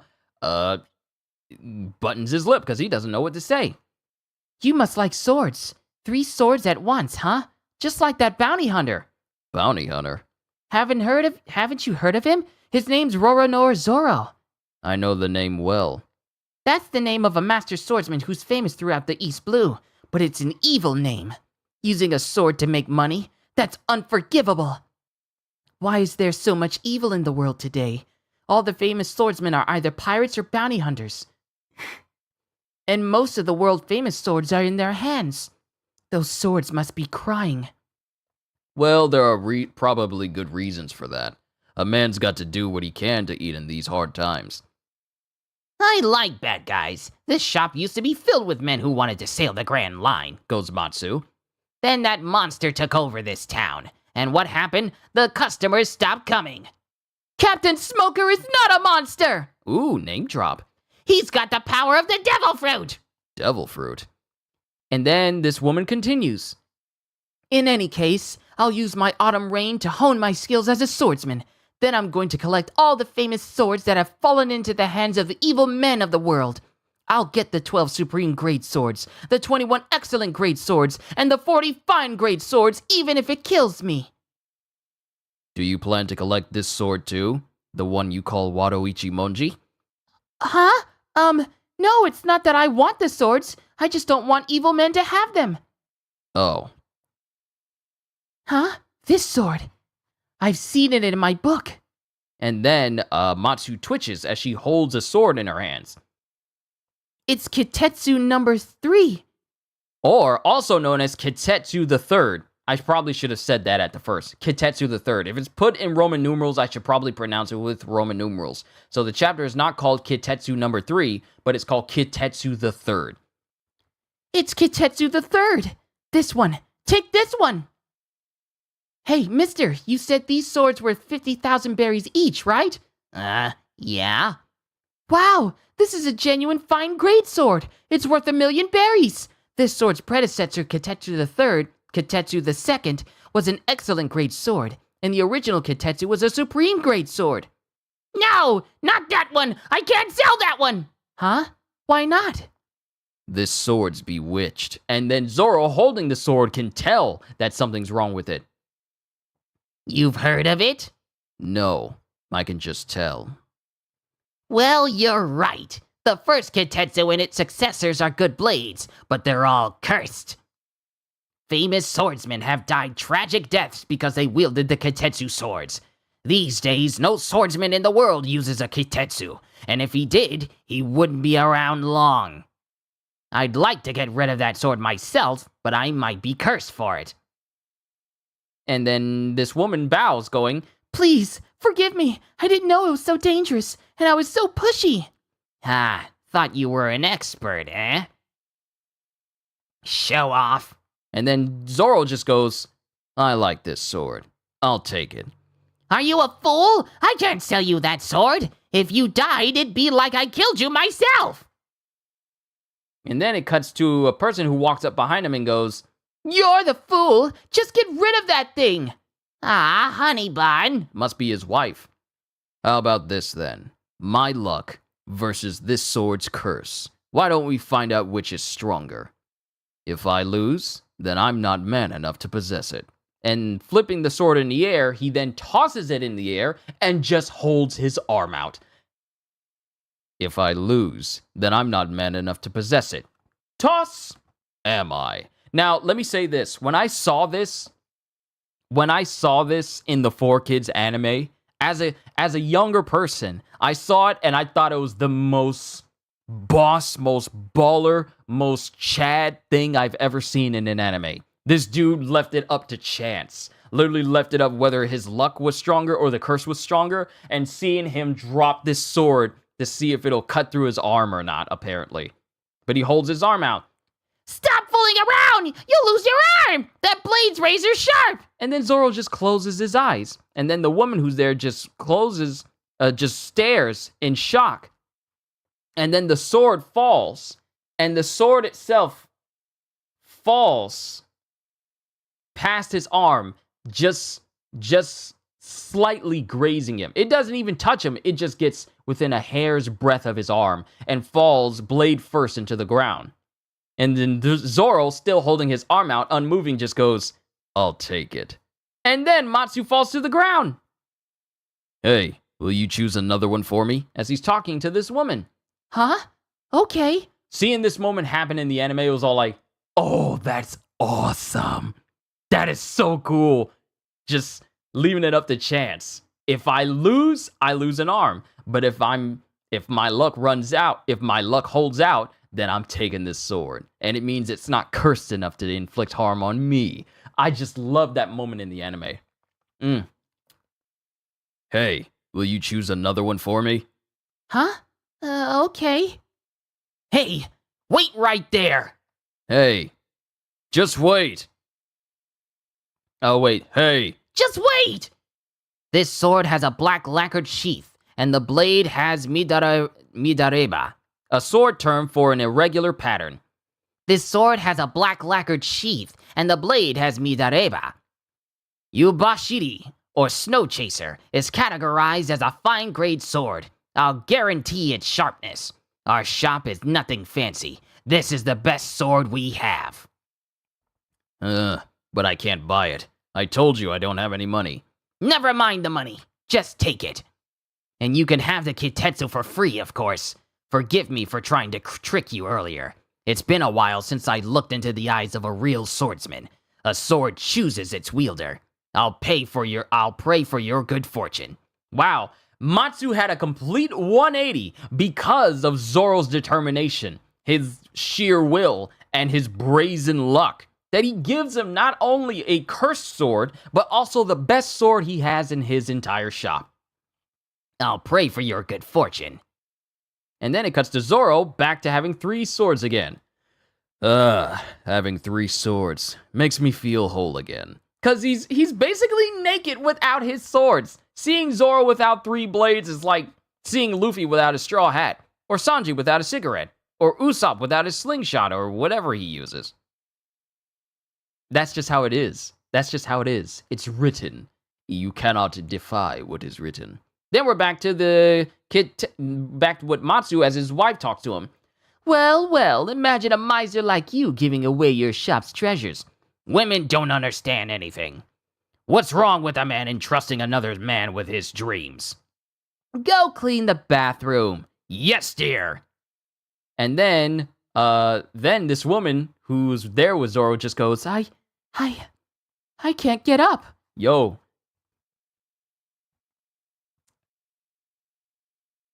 Zoro coming up in there, walking out, surprising and shocking everyone. Zoro walking up in there, shocking this woman with his swordsman riz. This man walked up in, this man's got riz. This woman can't even stand because of what she just saw. Yo, he had it from the very beginning. Zoro had it from the very beginning. I love it. I love it. Let's continue. Rogue Town Naval Base, main gate. Isn't Tashigi back yet? Sergeant Tashigi went to pick up a sword from the sword shop. And how long's that supposed to take? We got a tip about some pirates. Go get her. Aye, Captain Smoker! And this dude called Captain Smoker is sitting back smoking 2 cigars at once. That woman is insufferable. She's an embarrassment to the Navy. And then it cuts to people talking in the streets. And then people going, woo! I gotta admit. And it is Sanji who goes, I've gotta admit, big cities have a lot going for them.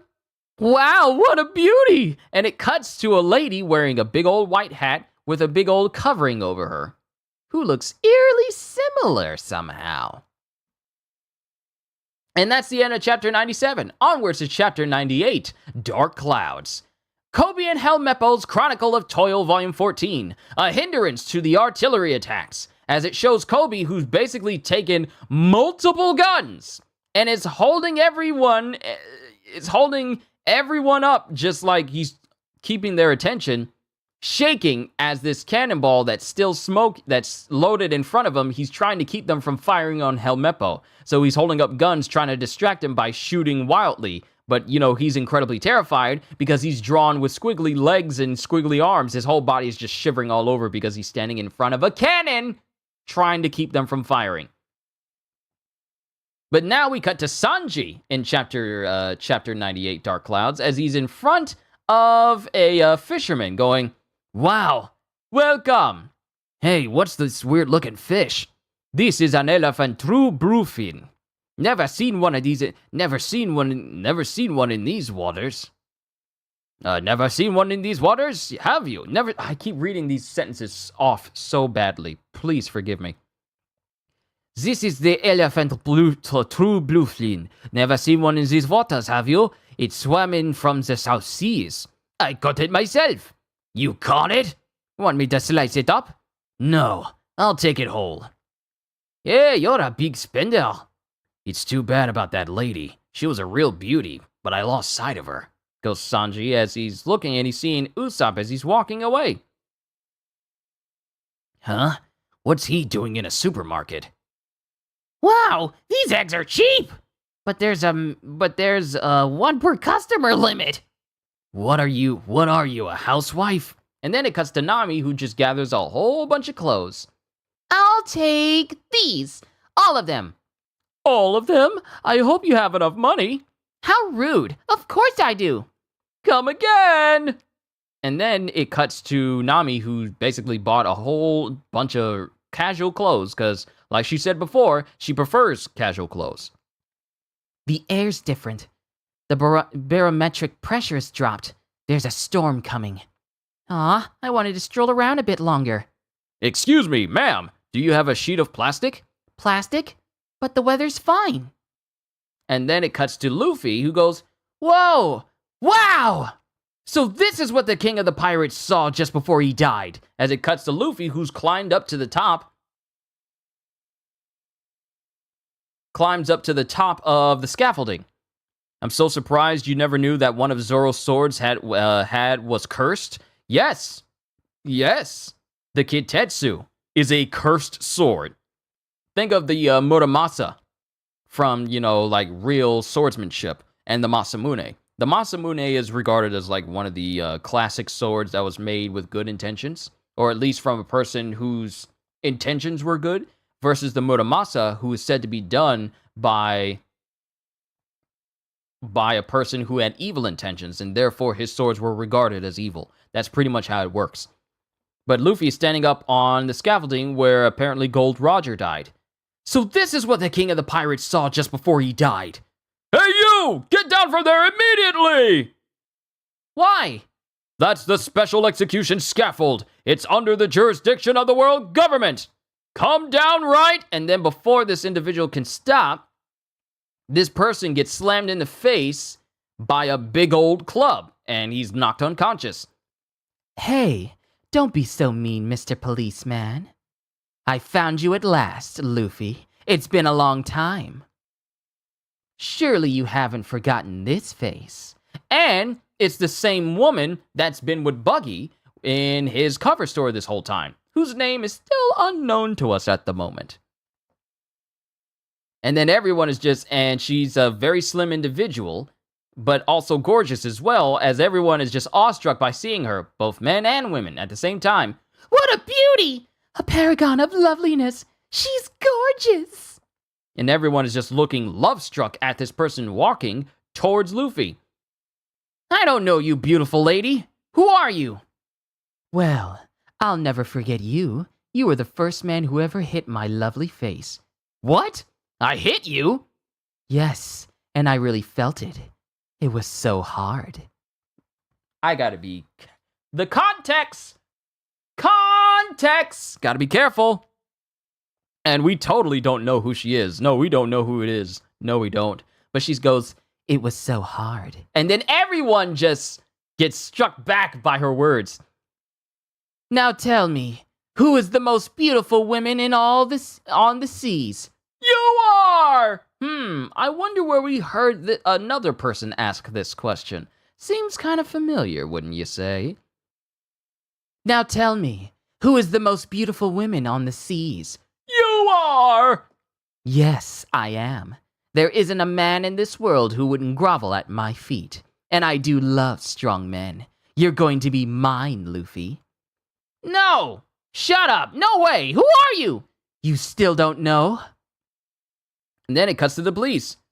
"This is the police! You there, woman! Surrender or else! You're under arrest for assaulting a police inspector! And you, get off the scaffold!" What? You're going to arrest me?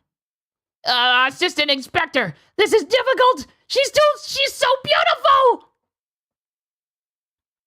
She's so beautiful! So what? Arrest her! Die lavishly. And then a bomb basically, and then something goes sailing. Something goes sailing towards this individual, and it goes barreling through the police. Die lavishly. Ah! A terrorist bomb! That chunk of fountain is heading straight for her! And this individual doesn't move. Oh no! She's doomed!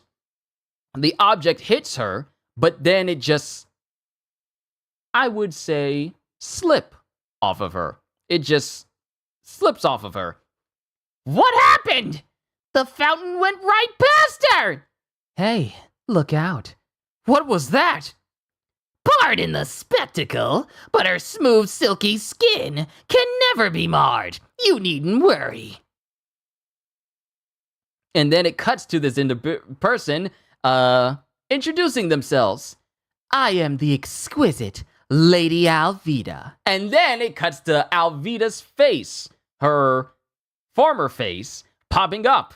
And it's all like, that's Alvida? So that means that this person that's been helping out Buggy the entire time through his cover story was Alvida the entire time. Question is, how did she get so skinny and beautiful? Alvida, where is she? Right here. It's me, you silly fool. Really? You look kinda different. Nice of you to notice. I ate the devil fruit and transformed. I partook of the slip fruit. Now my beautiful skin cannot be marred by any attack. Sadly, my beauty was barely enhanced. However, as you said, I do look a bit different. My freckles are gone. I don't think, and Luffy just goes like, I don't think that's it. Alvida, we are shocked. We totally never knew. We knew. It's just that I don't want to spoil anything for characters who haven't introduced themselves or changed, so I'm just going to be quiet on that. So, Kohagen, be careful about mentioning anyone we haven't seen yet. But she says, sadly, my beauty was barely enhanced. However, as you said, I do look a bit different. My freckles are gone. And my thing is, she doesn't realize that she literally is so hung up on her own beauty, her own inner beauty, that she thinks that the way she looked, she was basically fat. Massively fat and unattractive. She literally doesn't see her being fat as an aspect of her that detracted from her beauty. I do look a bit different. My freckles are gone. I don't think that's it, goes Luffy. But if you're going to become my man, there's someone you must defeat first. We teamed up in order to find you, and here he is. Since the day you defeated me, I've dreamed of nothing but killing you. That's what gave me the strength to make it back to my crew. And it was an epic adventure, especially since I was missing some body parts. There was laughter, there was tears, there was friendship as well. But Buggy persevered, and what are you making me say? And then it just cuts to Luffy going, "Oh, it's you, Buggy." Why you? You won't be so insolent when I'm done with you! And it turns out, and it's Buggy. It's Buggy. It's Buggy there with Alvida and his whole crew. They're all back. And they start holding everyone at gunpoint as it cuts to the citizens going, "It's Buggy the Clown! Pirates! Freeze, landlubbers! You're about to see just how terrifying I can be!" And then something slams on Luffy's neck, and it's Kabaji. It's been a long time, Rubberman? How's Roronoa Zoro? And it turns out that Luffy has been trapped in some stockades. Hey! Well done, Kabaji. Now we will hold your public execution! Yeah! What an honor! You're going to die in the same spot as the Pirate King! Then we cut to someone going, "Oh snap, I gotta be careful. I gotta fix these cords under my desk. I gotta get a new desk too." Captain Smoker, terrible news! And this Captain Smoker is just stacking rocks on top of another. Alvida must have appeared on an episode of The Swan. But Smoker is stacking rocks on top of each other. Pirates are causing a disturbance at the execution scaffold! And then, because his concentration was lost, Smoker's stack of rocks just fall to the ground. The pirates are... And then Smoker just stares. Smoker stares at this one Marine and gets up. And then we see his entire face, still with 2 cigars in his mouth. And he's chomping on them just a little bit. No good. I'm trying too hard. I shouldn't rush it. Now should I? White Chase Smoker, Captain, Navy Headquarters. Yes, sir. Beg pardon, sir. Well, what happened? Well, Oh yes, pirates are causing a ruckus at the execution scaffold, eh? Send Squadron 1 to the port. Have Squadron 2 surround the area from the road to the square. Have the remaining soldiers take up positions within firing distance of the square. Yes, sir. And then it cuts to a little girl running with some ice cream. Wow, 2 scoops! Don't run or you'll drop them. And this little girl runs directly into someone's pants. Ice cream! Captain Smoker, please forgive us, Captain. Because the little girl ran face first into Smoker and caused her ice cream to basically splat across his pants. Please forgive us, she's just a little girl. Now, the fact that this civilian is acting this way makes you really think about how civilians think of the Navy. Because why would this civilian be talking to a naval person this way and begging for forgiveness? Kind of paints a picture about how people see the world government and the Navy as a whole, wouldn't you say? Please forgive us! She's just a little girl! And then Smoker puts his hand on the head of the little girl and she starts shivering. And then he kneels down and goes, Sorry, my pants ate up all your ice cream. Next time, try 5 scoops. He gives her some money to buy even more ice cream. So this already sets in your mind that this Smoker dude, he all right. He all right. Oh, thank you. I'm so sorry. Captain Smoker! Sorry I'm late! Tashigi, where have you been? I'm sorry. I'll get ready right away. Master Chief, here's your jacket. Oh, thank you, Chief.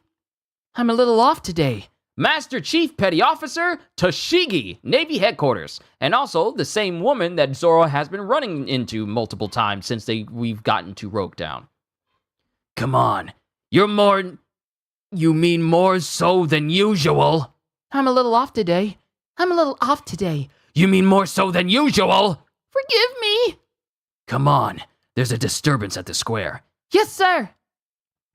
And then it cuts to Sanji, who's carrying this big massive fish along with Usopp. You came along at the right time, Usopp. By the way, I saw a strangely dressed man riding a lion earlier. Why do I have to carry the heavy end? Oh, so Sanji's seen Moji and Richie. But since Sanji wasn't there when the whole deal with Buggy went down, he doesn't recognize him. The crowd has thinned out a bit. The air pressure has dropped dangerously low. I better return to the ship right away. And then it cuts to Sanji, Usopp, Nami, and Zoro all convening in the middle of the square. They just happen to run into each other. So, where is he? He said he wanted to see the execution scaffold. Isn't it supposed to be right here? Captain! Master Chief! What's going on? The civilian's being held hostage. There are three wanted individuals in the square. Iron Mace Alvida, Buggy the Clown, and Monkey D. Luffy. Luffy? Never heard of him. We just got word a few days ago. He has 30 million berries on his head. 30 million? Been a while since we had one like that. Well, right now he's about to be killed. And then Luffy is twitching his nose as he goes, darn, my nose itches. As Luffy is trying to, scratch his nose, but the scaffolds, the stockade keeps him from actually being able to scratch his nose. What? Luffy's on the execution scaffold? And that is the end of chapter 98 onwards to chapter 99, the final chapter of this volume, and the last chapter where the digits are in twos. Chapter 99, Luffy died. Kobe and Helmeppo's Chronicle of Toil, Volume 15, a hindrance to the hindrance of the artillery attack. And it shows, remember when I said that how some of the Marines on the ship that Captain Morgan was on,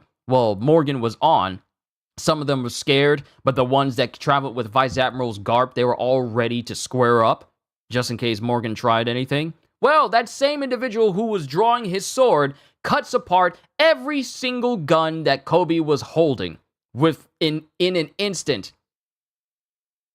As Kobe's thinking, my friend!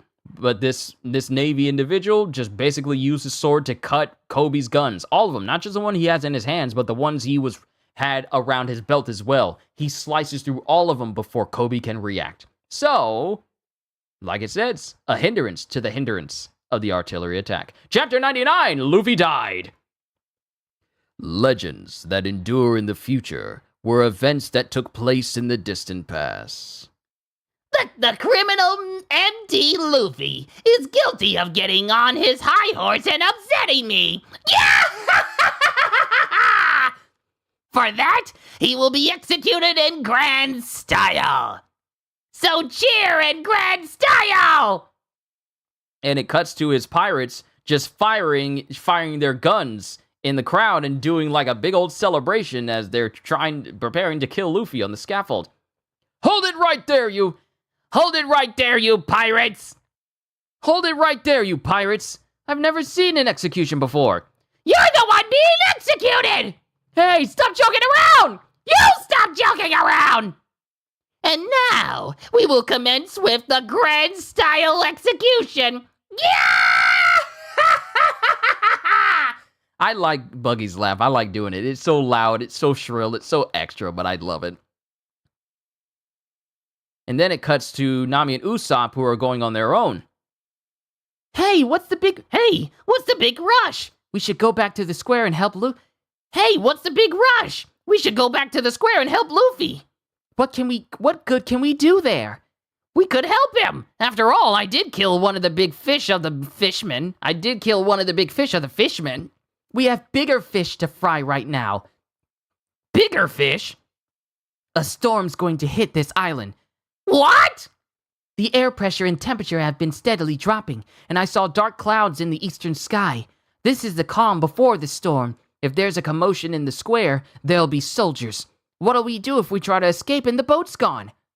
Oh, this really is important. And then Usopp gains an extra set of speed, and he starts taking off even faster away from Nami. Hey, wait up! Who's the one that rides the Richie bike? Tell me who it is. It's me.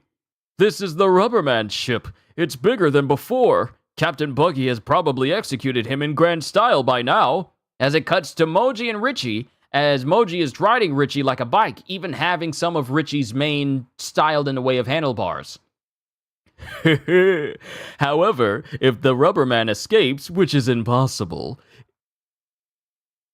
but if he were to escape somehow, it's our job to burn his ship. As Richie is standing in front of the Mary, getting prepared to burn it down.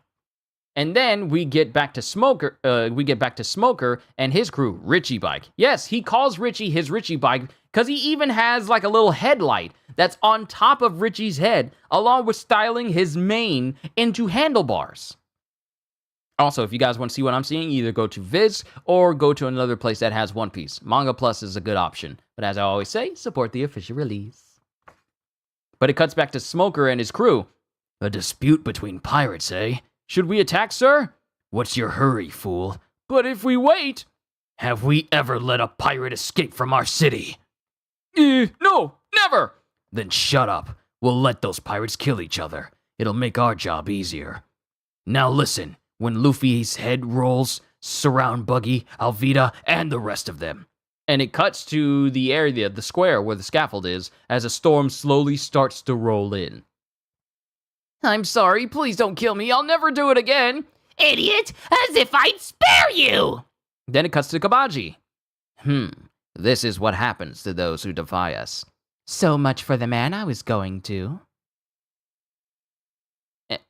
So much for the man I was going to. And before Alvida can even finish, it cuts to Buggy, who goes, Any last words? you have a big audience. Any last words? You have a big audience. And Luffy doesn't say anything. Ah, well, never mind that. No one wants to hear it.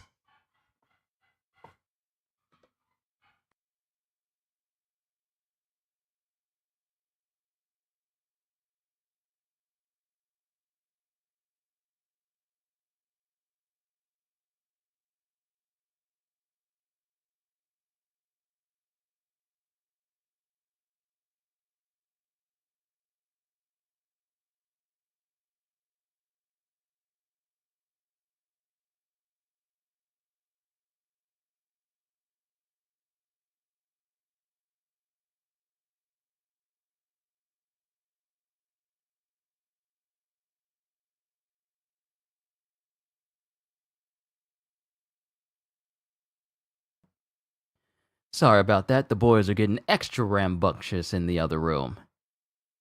But cutting back to Buggy, he goes, Ah, well, never mind that. No one wants to hear it. and then Luffy breathes in deeply and goes, I am going to be king of the pirates! And it just echoes. Do I have a sound effect for that? Hold on. Let me check. Do I have a sound effect for that? I want to say this line with that same level of gusto. No, that's the Spider-Bot one. Okay, I need to find... Where's the echo?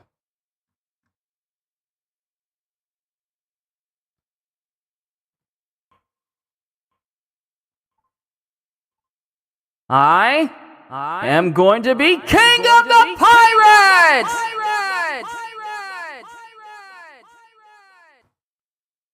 And then this shocks everyone who's watching all of this go down. Sorry, I wanted to have that extra effect. I wanted it to have that extra effect when I said it. What? Did he say king of the pirates?